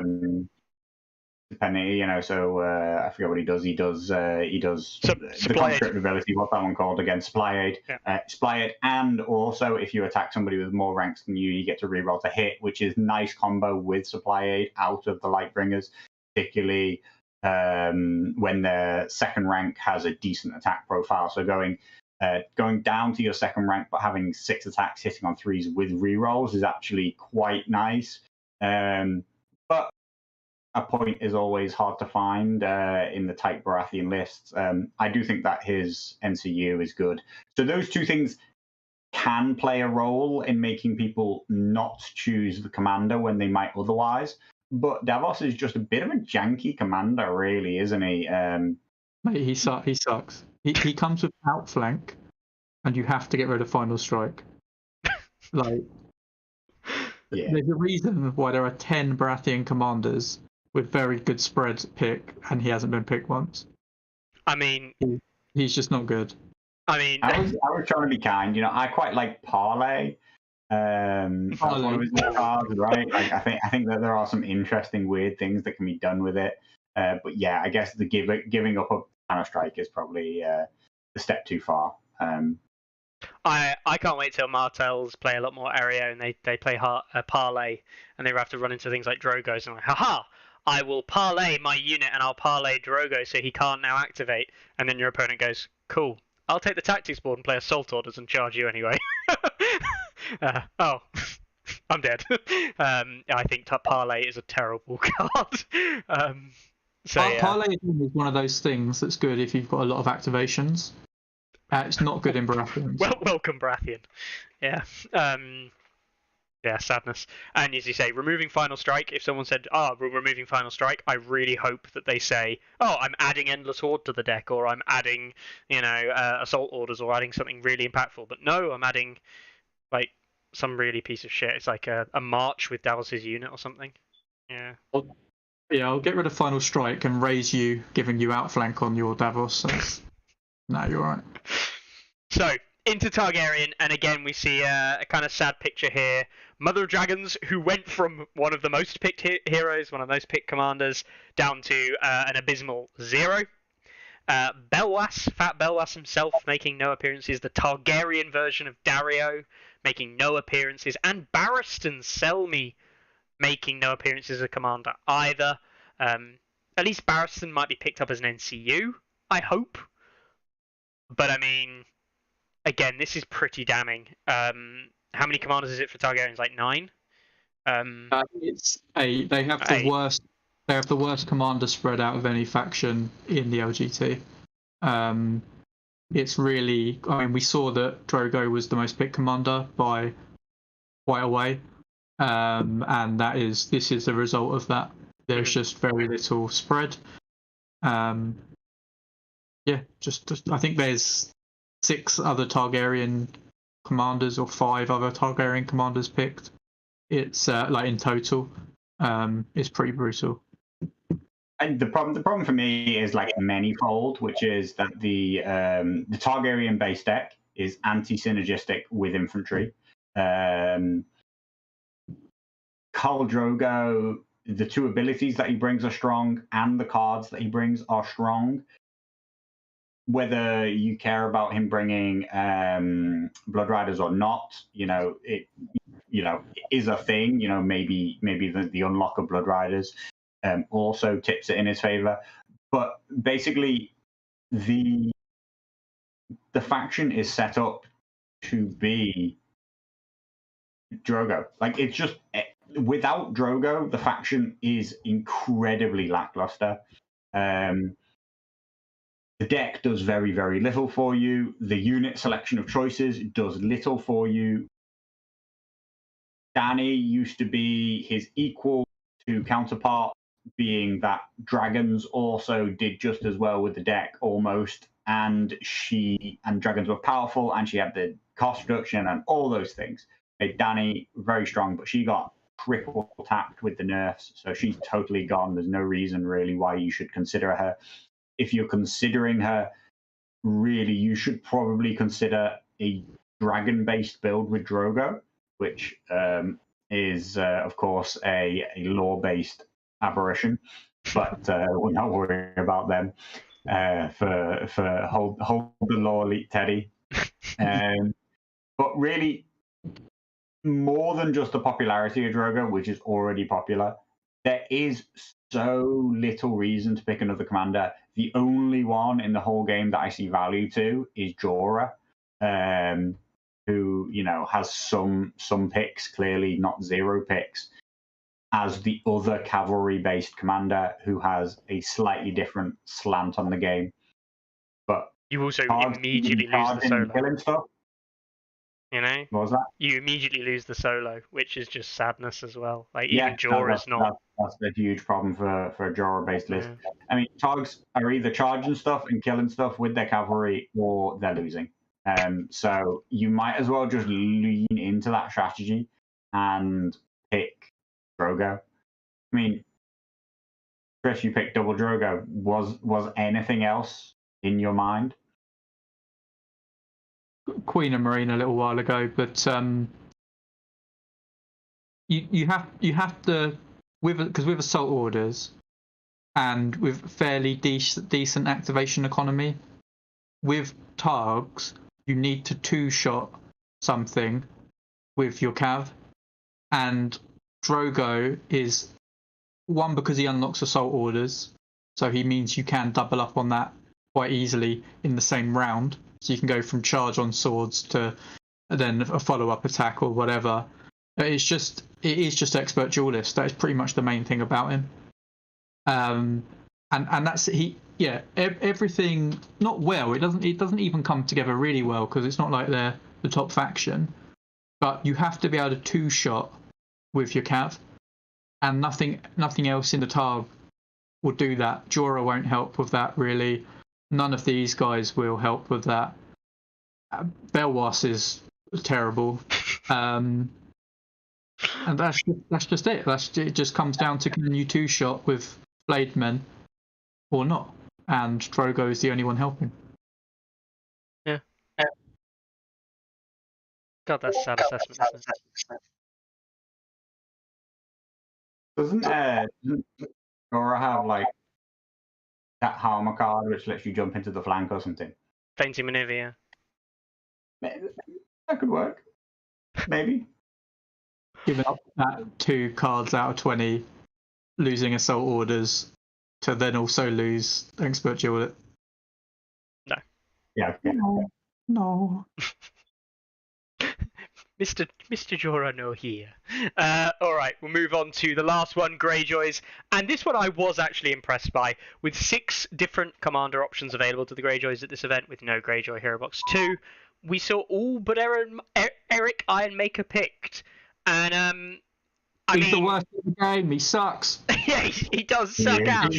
Right. Oh. He is. I still hold down to this day. I plummeted 100 elo trying to win with this guy. He's absolutely fucking terrible. Worst.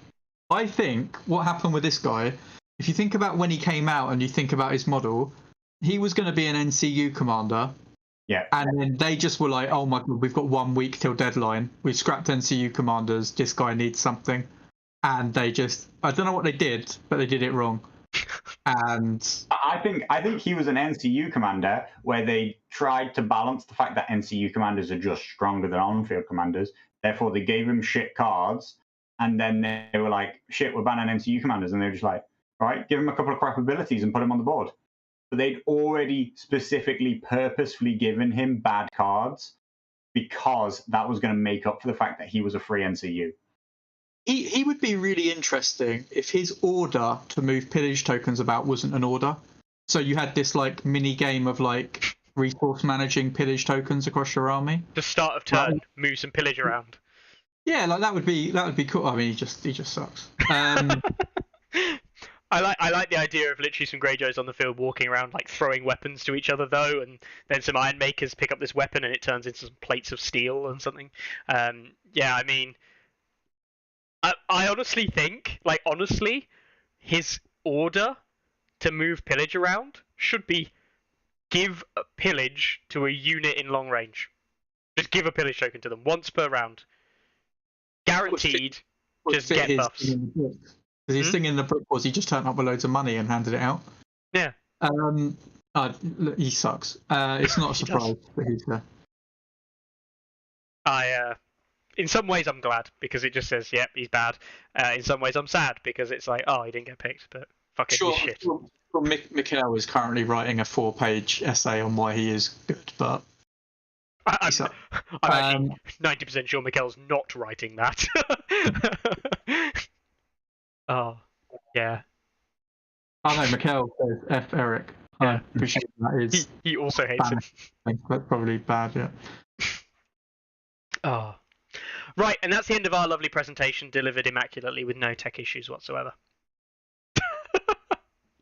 So, that's the Invitational, the breakdowns, the commanders, some of the sad ones, some of the not so sad ones, of course. I mean, I'm going to ask the big question now. I mean, there's 120 players signed up, registered with lists, 120 players to choose from. Who do you think's going to win?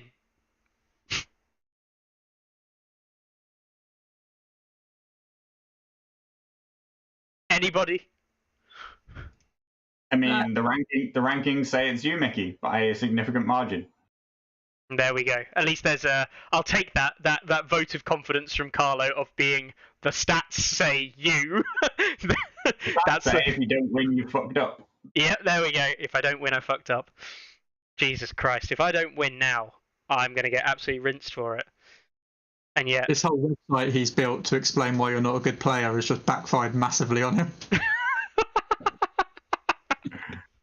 Oh, yeah. We'll see. I think you're a favourite, in all honesty. I don't. 11 games on the bounce, mate. No way. Someone hasn't got to do 11 games on the bounce, but someone's got to do 7. Yeah.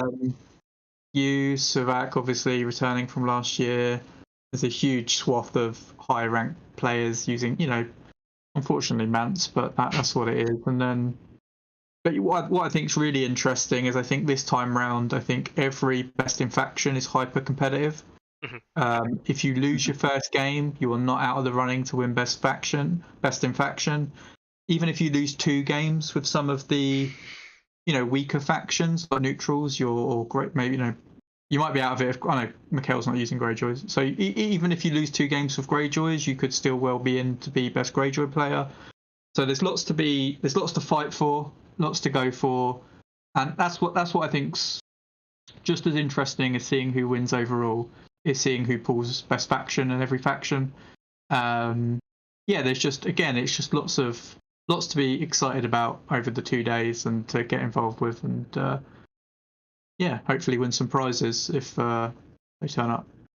More on that later.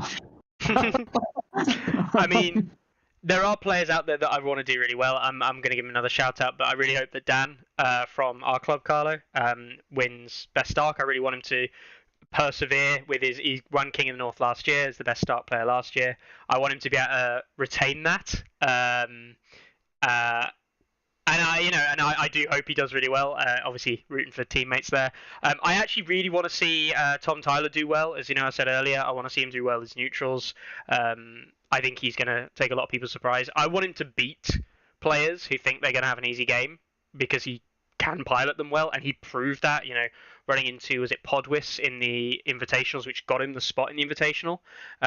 He ran into Podwis's Baratheons like Melbomb, and he just kind of beat it, like thoroughly beat it on the board. And Podwis was by no stretch a bad player. So yeah, I'd like to see some players like that.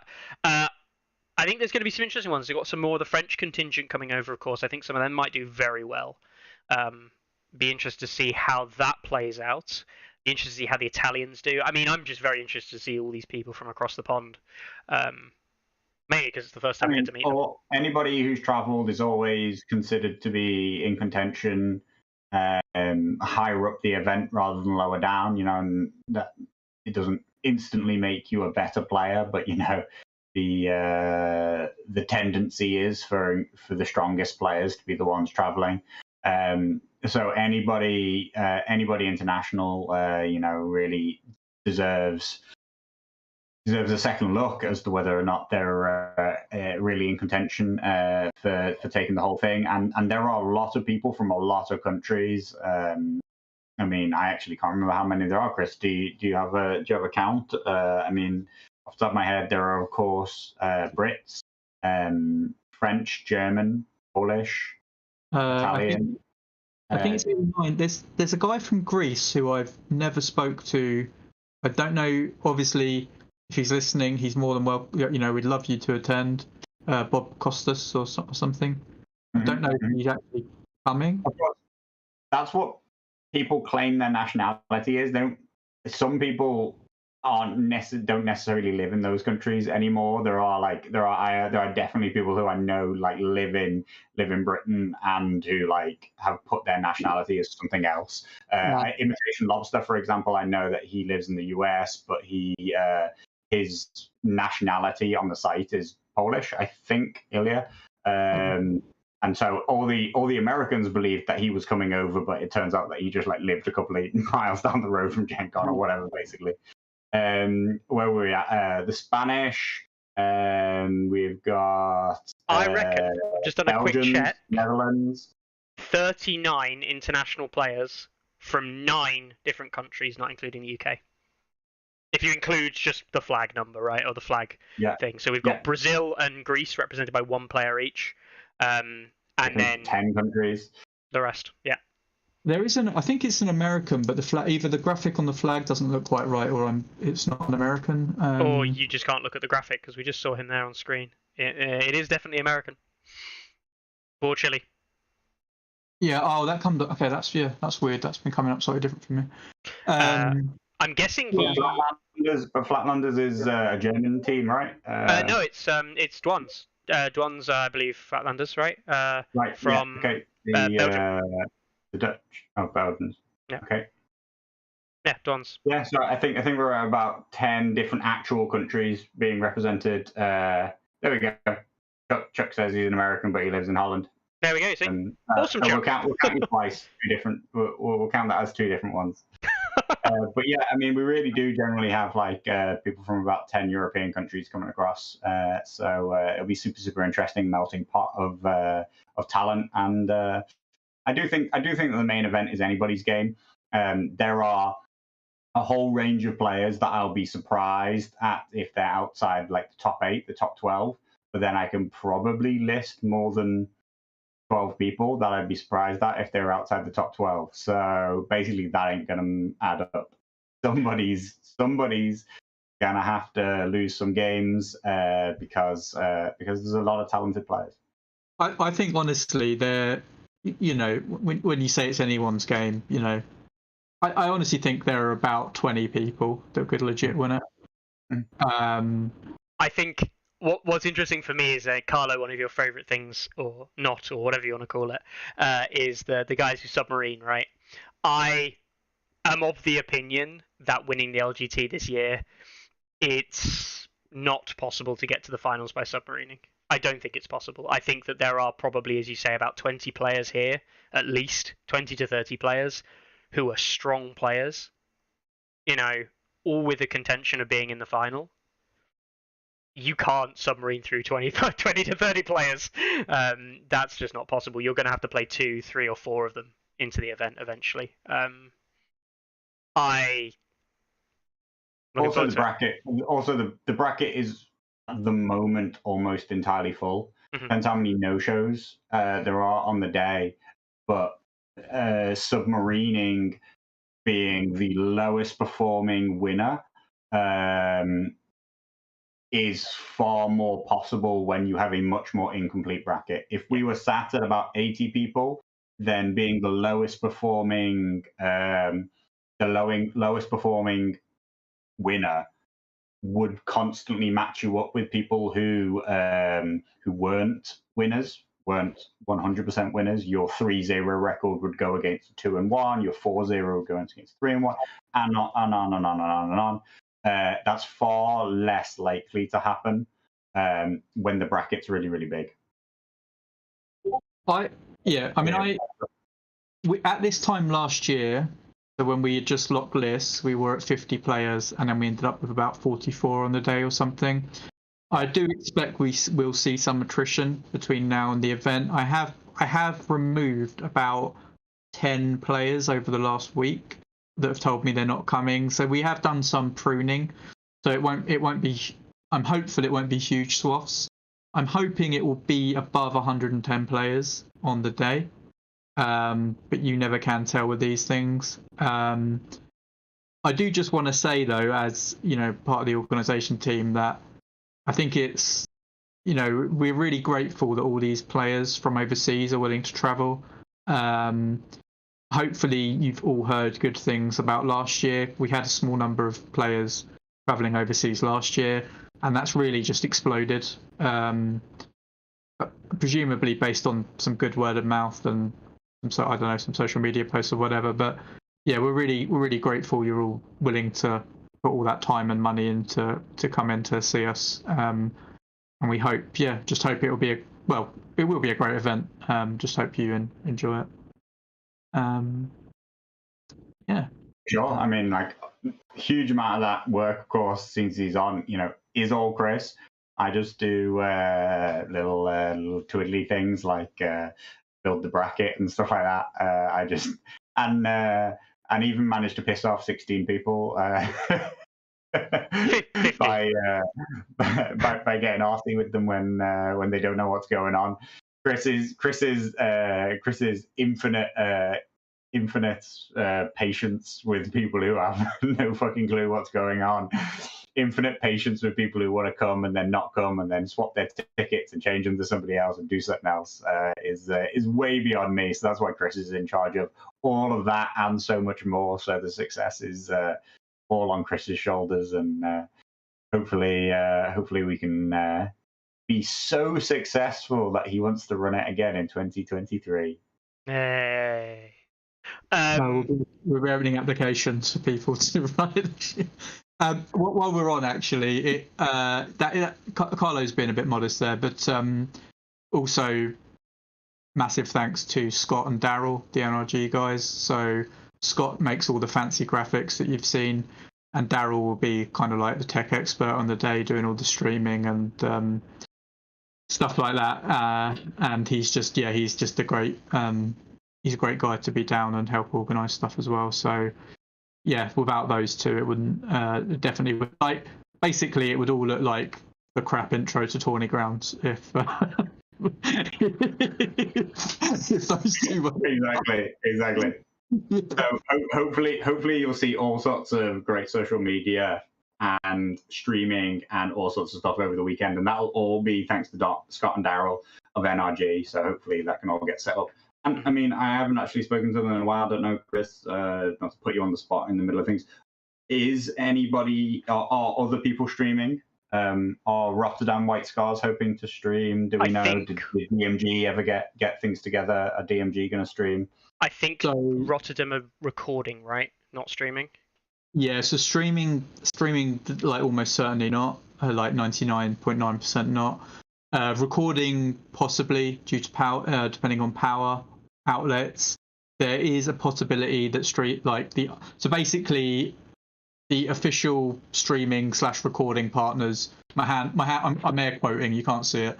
The official recording streaming partners of the NRG guys, obviously. So they will get first dibs, and that'll be the official stream of the event.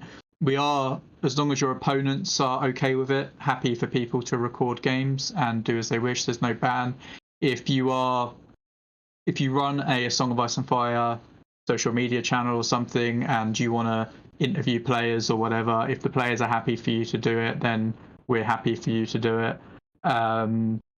It's just the power outlets might be an issue. So if you've got some sort of free standing camera that's going to be charged up beforehand, then 100% you definitely can film. Basically, we will try and accommodate you as much as possible, but just the obvious thing that Daryl and Scott will have the dibs on the power sockets and all the streaming stuff. Yep. But yeah. Yep. Couple of announcements, right? On that front? Is there? Not on the streaming front, but on the event front itself, right? Is there? God, Chris is useless. He literally asked me to do this.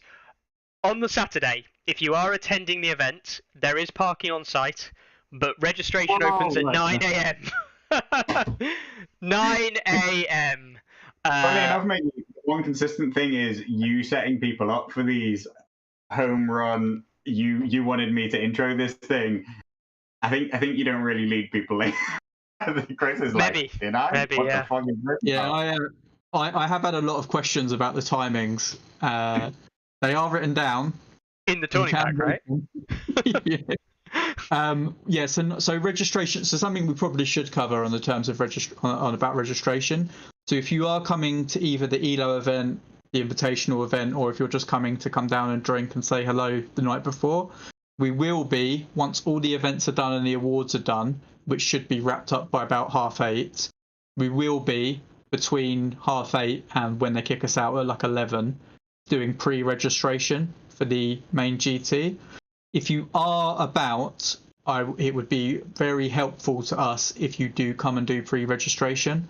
We have some nice fancy lanyards for everyone that my friend Mike Caldo, who is playing in the event, will be printing out, and they look quite nice. The lanyard should include some like the timetable information as well. It would be quite nice. So basically, we need everyone to come in and do that. We need to register you're here. We need to put you into the stats site that you are actually here, so we can draw first round pairings and get started. We do need to, if everyone turns up, register 120 players. I've put in 45 minutes for registration. That is very optimistic. It's like less than half a minute per person. So if you are about on the Friday night, please do come see us and pre-register. And then if you could do your best not to get hit by a bus between Friday night and Saturday morning, so we don't pair you with someone, that would also be great. So please do come do that. But otherwise, all the times are here. We have made an effort. Some of the feedback from last year was around the food, which, not to pass the buck, but we don't actually have any control over. It is a lot better this year. I've seen the new vendor partner they're using. We have purposely timed the lunch breaks. They are a little bit early than some people may like, but they have been purposely timed so they are at different times to the 1,000 player 40k event happening. The vendors are going to be open especially for us. So we have requested that the vendors be open. So like queues, touch wood, should not be an issue. There's no pre-booking this year like there was last year. You'll just go up and pay for the food. I don't have any details on pricing. It is London, so it's not going to be super cheap, but hopefully it won't be like completely ridiculous. I don't think it was the price wasn't completely ridiculous last year. It's just the food wasn't great. So hopefully, if they European travellers, the pound's absolutely tanked, so it'll be cheap as anything. Woo, politics. Oh dear. Yeah, that's true actually. Let's hope we're not importing the food from anywhere. But yeah, the actual people travelling overseas should be on a good one. We have got the individual painting awards on. We will go over it on the day, but effectively during the lunch break on day one, it's all in the rules pack. But there's 3 categories. You can submit any models you want in that category. They don't have to be from your army. They don't have to be models that are released in the UK. They don't have to be even from the same faction. as long as they are either a Simon mini, Simon a Song of Ice and Fire mini, or a Dark Sword a Song of Ice and Fire mini, they can be entered into this competition. All the details are in this pack, so please do that. Duncan Rhodes will be picking the winner, the best painted winner. And then on the Sunday lunch, we will nominate as the organisers a short list of entries. It's not fully decided yet how many, and they will be put up for a popular vote on the Sunday lunchtime. So do enter your models into the individual painting competition, because it will make it easier for us to go and find those full armies to go nominate them for the Best in Army award. I think that's everything, really. Everything else is pretty obvious looking at that, right? Chris says, any idea if the food vendors take card payment? I'm 99% sure that, yes, 90% sure they did last year. I think it would be more of a question if they took cash. Yeah. Yeah. I think, yeah, they must take card. Other stuff that people might want to know or need to know? Anything else? The red cards, is that a thing? Oh, yeah. So they're basically, the event has nearly tripled in size, and we have the exact same skeletal crew organising it. So to help manage rules queries, between every two tables there'll be a red piece of card. So if you want to get a judge's attention for anything, you can raise that red bit of card, and then either myself or Carlo, as the head judge, if he's free, will come over and help solve the dispute. The idea about making it easier to get the judge's attention is basically to mean you've got less time either looking for a judge or less time, waiting and not playing.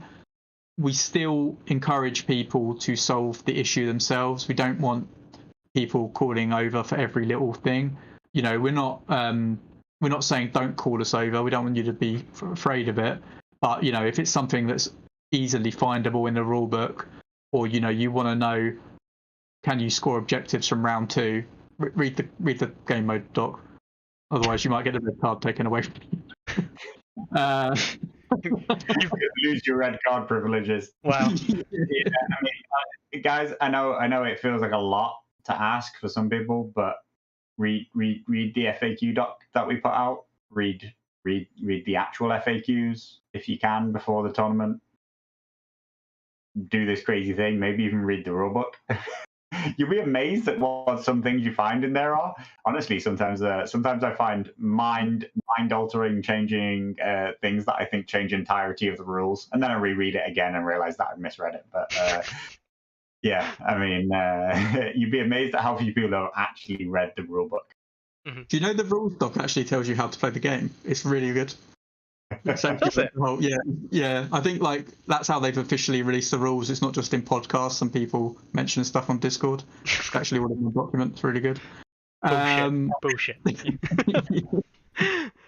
Yeah, and please there is a list of stuff to remember. So obviously bring your models, for God's sake. Bring your dice. Bring your cards. People have asked, you don't need to bring your unit cards with you. It is perfectly acceptable to both play off the Song of Ice and Fire app, so it's quite web browser. It's really simple to go look at people's lists and everything. The only other thing I would say is, if you are really unfamiliar with how to submit your game, do come and find a judge, one of the judges, or come and find someone that obviously knows what they're doing when it comes to submitting lists.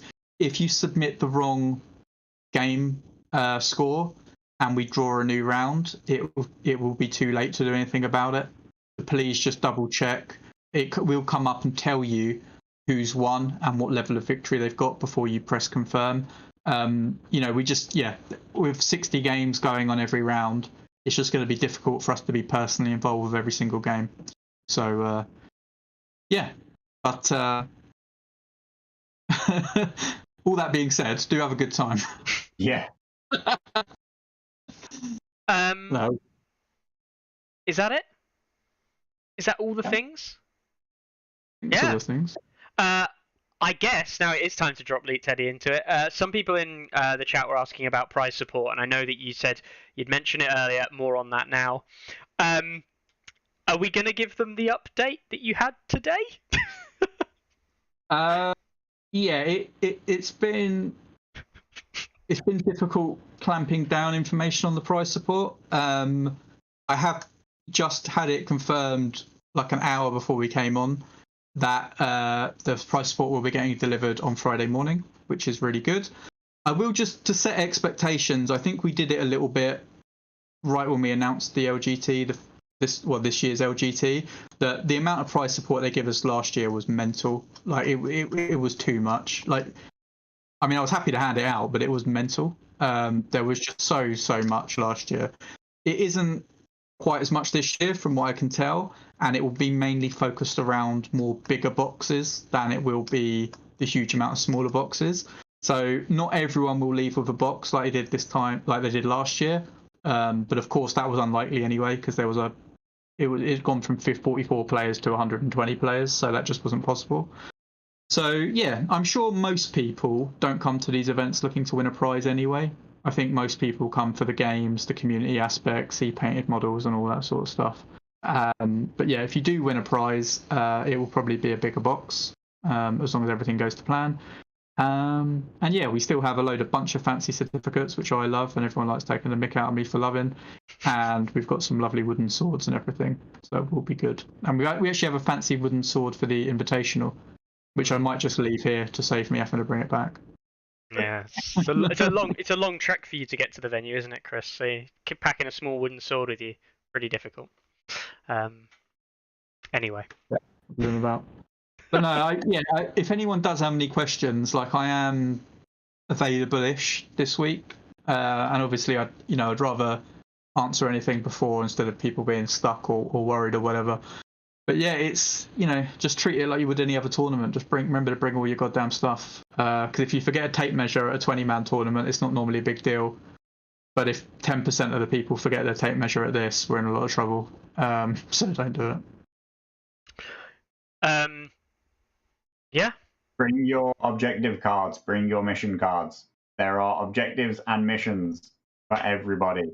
If you brought a faction pack for your faction, take out the faction cards because they're probably useless, and bring the ones that aren't faction related. Yeah, no. And specifically, if 20 to 30 people forget their mission cards, we don't have that many to give up. in a 20 man tournament, a couple of people forget it. Yes, of course, somebody else has got spares, but it's also going to be very, very difficult to find people and do whatever. So yeah, please give some thought, read over the document, and check that you have everything that you need before setting off. Mm-hmm. Mikhail, to answer your question, yeah, Tom in chat has already said it. There is no clock usage in the main LGT event. There's no clock, so people will just have X number of minutes to complete a round, with the usual kind of like 15-minute, half an hour warnings from Carlo and Chris.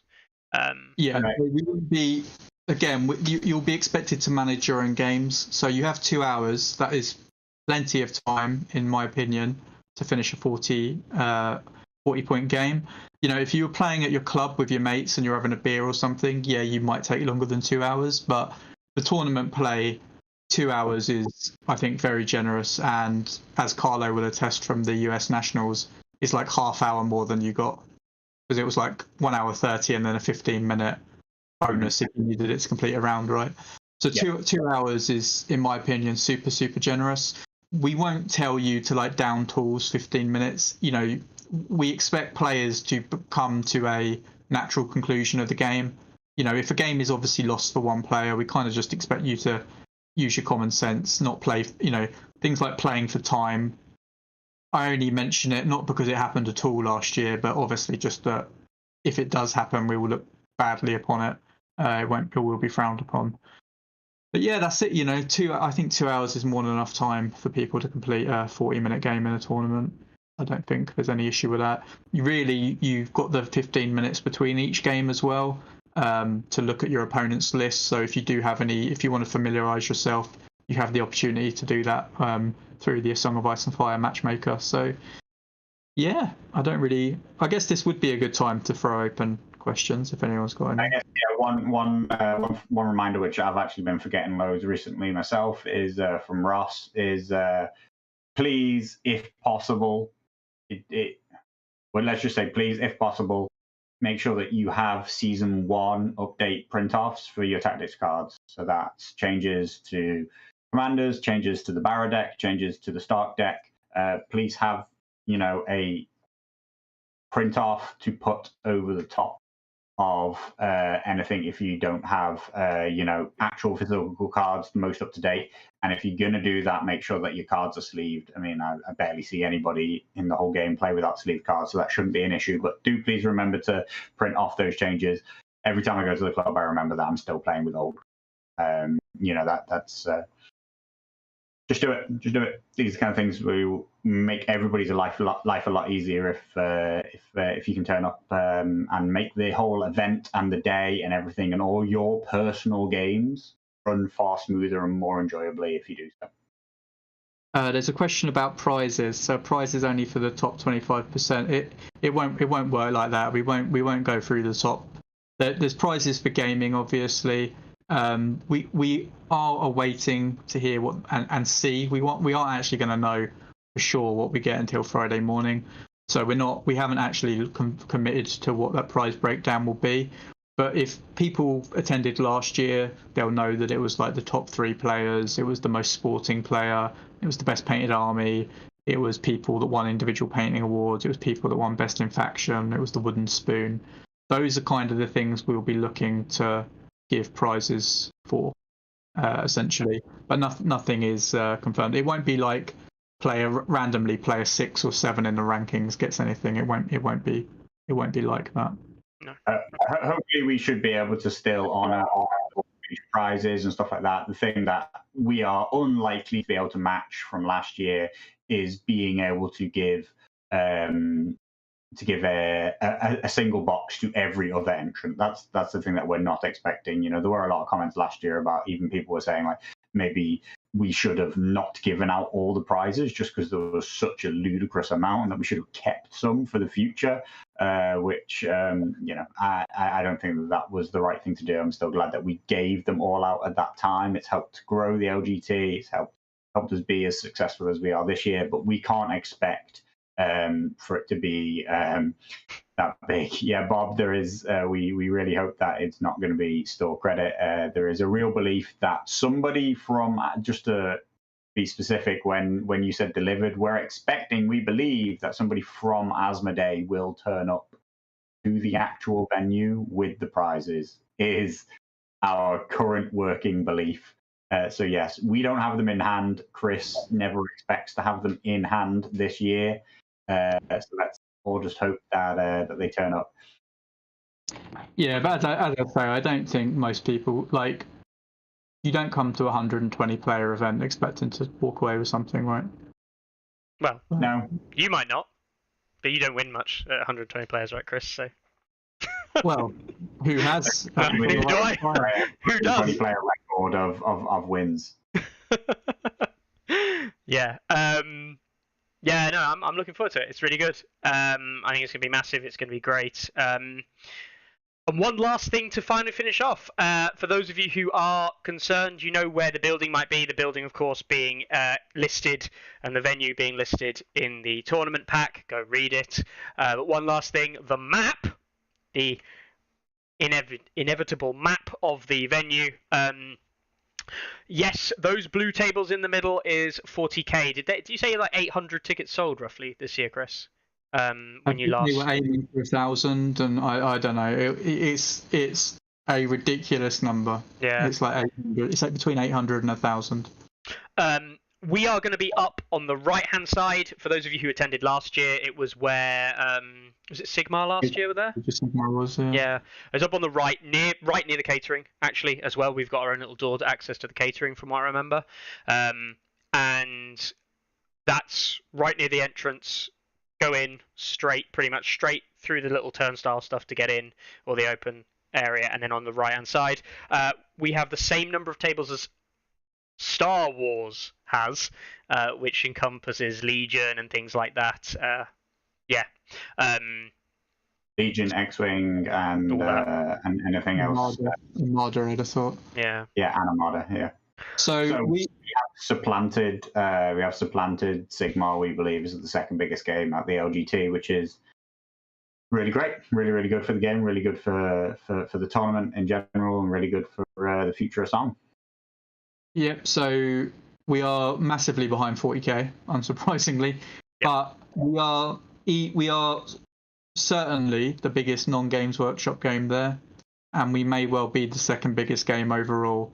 I think it's very close between us and Age of Sigmar, and that's just I've been told by the team at Asmodee that the UK is actually quite a small market for Song, so it's really good that the community is this strong and willing to come together and play, and it's great that we've got all these players from abroad that are willing to come play with us as well. So super appreciate everyone getting involved. Just to be clear, because it is quite far out, the orange block of tables, or yellowy orange block of tables on the right, just below them. Oh, perfect. Yeah. So Star Wars, as I say, is the 3 different Star Wars games together. We're just below it, Song of Ice and Fire. The little purple block here next to the toilets is the actual entrance. So basically, as you come in, you'll go through some turnstiles and then be on the right. So you come in here, come up. There'll be a guy or someone sat in here saying where to go, almost definitely, and he'll always point round here. You come around the corner, and we're right there. Yeah, and that's it. And we're near the food, we're near the toilets, near the exit. Quite far from the bar, unfortunately, but otherwise it's yeah. And just to set expectations of the bar, it's a table with a drinks cabinet behind it. It's good. Yeah, it was decent. We had fun. We had fun there. Yeah, I think the last thing I want to say about the event is anybody wanting to come down, obviously, anyone who's going to be there, hang around after game 1 is over, like game 4 is over at the end of day 1. I'm not going to sit here and say that anything special is planned. I'm not going to sit here and say that anyone's going to do anything. But do hang around after game 4 on day 1 if you can. If you don't have to rush back anywhere, if you've got nowhere to go, just hang out. I know that Carlo, you're probably going to be playing some Fire and Blood with some different people probably. I'm almost certain Alan from DMG will want to play some Fire and Blood with you. I know that other people are going to be hanging around just talking, chatting, getting to know one another, and just doing exactly what the community wants, which is getting to know the community. Last year it was great. I mean, the Friday night was epic. Those of you who know Mahoney's Law or remember Mahoney's Law, he was drunk, to put it bluntly. Is Mahoney coming this year? I didn't actually think to look. Mahoney? Mahoney is well out of practice, even worse than last year. So oh yes! He has really fallen. Yeah, I heard Mickey's buying around for the entire tournament. All 120 people who turn up. Oh, safe. Is that 120 London prices or 120 like North of England prices? Because I can probably afford £300 for a round, but not like several £1 million for London prices. No, it won't be that bad. Anyone playing Magic? No, I am not up to speed on my Magic. I'm sorry. I would bring some stuff, but I really haven't played in years. It will be good. There's a free drink included with the tickets on Friday to get you in the mood. Yeah, it will be good. It will be good. Carlo might be playing an exhibition match. We kind of talked about again, but because 11 games over 3 days is not it's not enough to try and schedule in. Yeah, we'll see. We might do a stream in an exhibition, but it's the winner of the invitational, and I might decide not to play it. We'll see. No. So yeah, there'll be lots and lots going on. Yeah, I don't know. I just don't know what to say. It'd just be a good. Can't wait to see everybody. Can't wait to get started. It'll be awesome, and hopefully no fuel crisis this year. But it is worth mentioning. Actually, unfortunately, there is a rail strike on the Saturday. So obviously, if you're coming down the Friday and driving down, it won't be an issue. But Saturday, there will be probably an increase in car traffic as a knock-on effect. But also, if you are coming by train, that could be a problem on the Saturday. So if you're coming by train on the Saturday, If you're traveling from overseas, do get in touch. I'll try and help, but I honestly probably won't be much help at all. I'll try and find someone who can help you, who knows the public transport system in London better than I do. But yeah. Yeah. But yeah, I guess just otherwise from me, like, thanks again for everyone coming down. It's a lot of hard work, but it is worth it, kind of, I suppose. I don't know. We'll find out. Doug knows Carlo well there in chat. Yeah. Yeah, hit them while they're down. Yeah, hit them while they're tired and exhausted. Can't beat him normally. For that, it might be an exhibition match against Daryl. We'll see. We haven't told Daryl. No one wants to see me kick that puppy. I'm not that much of a villain. Oh my god, that could be a thing. You should take whoever ends up bottom on day one and run their lists against whatever Daryl wants to pick. Oh, no, that would be terrible. And I don't want to put Tim Whitney through that. Daryl plays whoever's the lists of whoever's in number one. I play lists of whoever's in last. Hey, Tim Whitney's neutral list might be great, and it would give you an excuse to love some lovely painted models. I don't think. I'm sorry, Tim. Golden Company aren't good. No. Where's that right. Joffrey playing? Yeah, Joffrey. Yeah, Kyle. Get your Joffrey list. I didn't really say that Joffrey was good. Honest, guys. Yeah. Just sweating, beads dropping down. Hang on, was Carlo the guy who just played 4 games, or was it this guy over here? Because all right then. I guess we'll round off there. I'm looking forward to it. I really hope to see everyone. I'm hoping to catch some beers with friends new and old, get to know more people, meet more people, and just have a really enjoyable weekend away from the real world, which is what we all do it for, right? Beyonce. So yeah. All right then. I do have one last couple of things to say. For those of you who are American viewers, you may know that there is a small tournament called LVO being planned. LVO started next year in January. Some good news come through from West Coast Bannerman, one of the guys trying to organise it all and sort it all out. Tabletop Terrain have announced that they are sponsoring the event and will be providing various things for the event. So just a shout out there to that and to them. And also they've had 3 more confirmed sponsors in Armored Bear Tokens, Funny Monkey Things, and Gianni Vincent, who are 3 Etsy creators all making stuff for the event for prize support and stuff like that. So yeah, awesome. Massive shout out to Carl and the LVO team there. I think it's going to be awesome. Yeah, Paul, massive shame you can't make it this year. Be lovely to meet in person, obviously, and see play. Anyone who can't make the LGT is always going to be sad. For me. Should we have a look at what other events might be running this weekend? Go on then. Right, we always do. So why would we kick them out? So we got this Friday ELO thing. Don't know what that's about. Probably nothing. 2022 Invitational. You know what? Actually, sorry, on the ELO event. Oh, yeah. I was going to put a video together explaining what an ELO event is because I've had a million questions on it.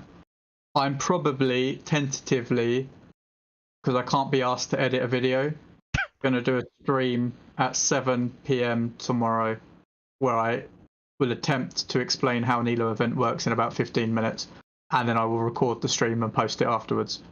So if you still don't understand from the mad ramblings of the ELO pack how the ELO event works, we'll attempt to go through it together on a stream.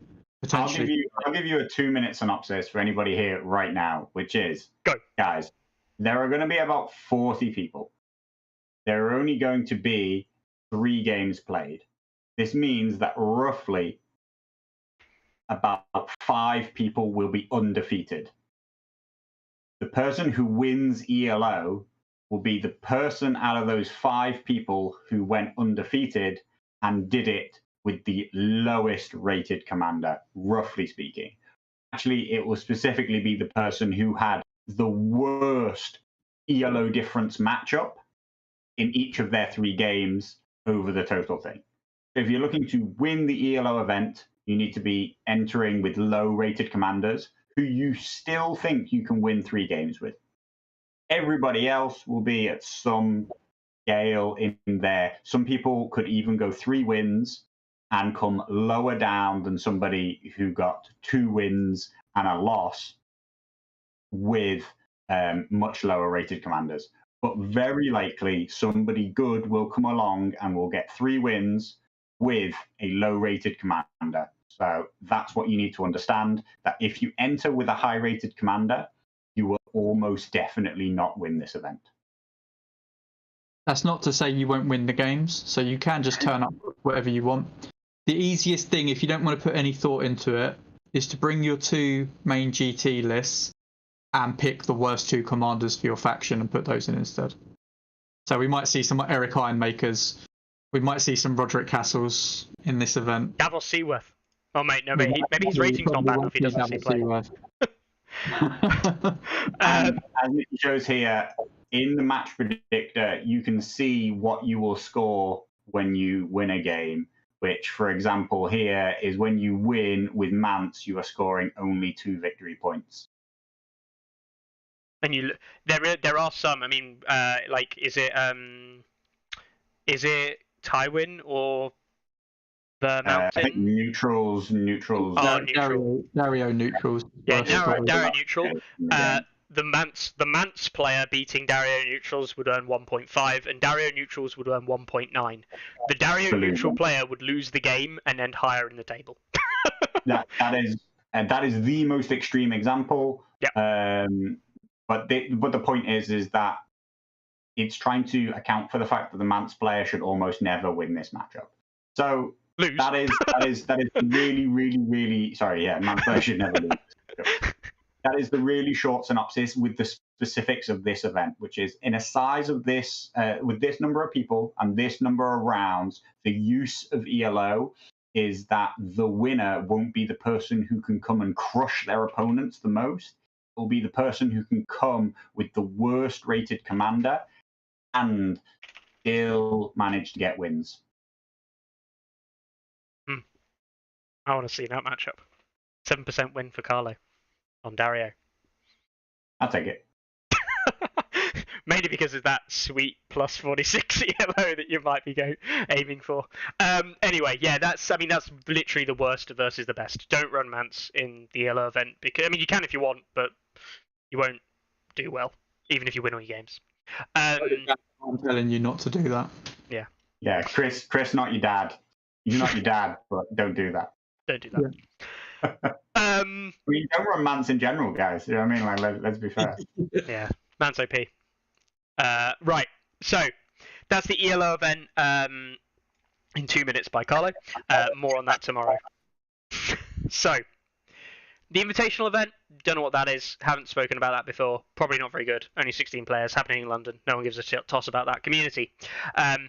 Oktoberfest, happening in France, 24-player event.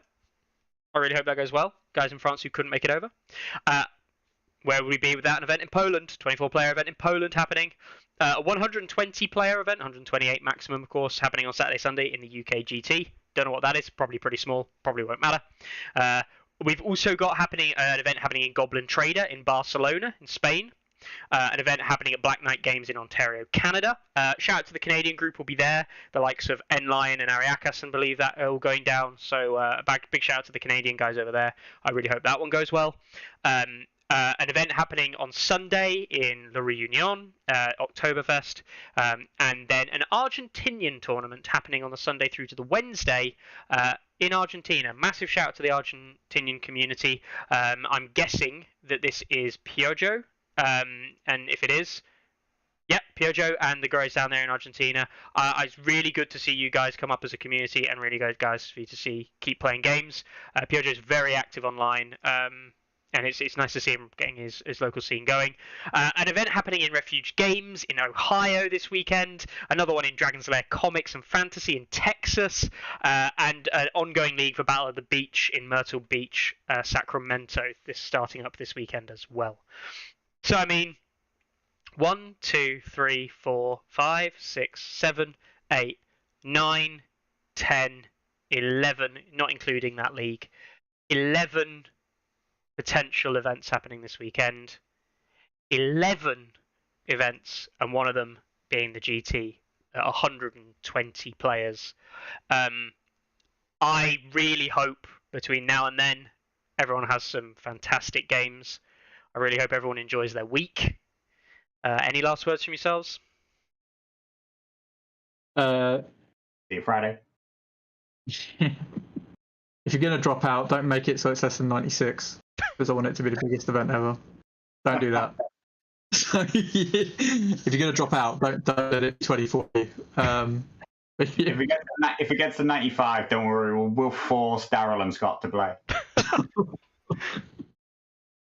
I'll bring some Joffrey lists. There's one person asked the chat, when does list lock? It will be at registration. No, not list lock, round draw. List lock for the ELO is at registration, and round draw for the main GT will be after registration once we've confirmed who's definitely there. But yeah, other than that, just thanks once again for everyone, and cheers for these two for promoting the event so much. Like I bang on them to do every other week, and they get annoyed at me. But yeah, that's it. Imperial Mini saying they hope to record the top table at Texas tournament or one of the top matches. Fantastic, love to see it. If you do, let us know. We'll talk about it briefly. Post it up on here, of course, and shout about it. It's always good to see new communities get content online. From me, adios. Goodbye. We will see you next Monday if you don't have the opportunity to be there at the weekend. To hopefully most of the viewers here will see you at the weekend. I will look forward to seeing you playing games against you all, and having a couple of beers with NSB, because I know that he's bringing some beers over from Belgium. So have a good week, guys. See you later. Ready? Aim!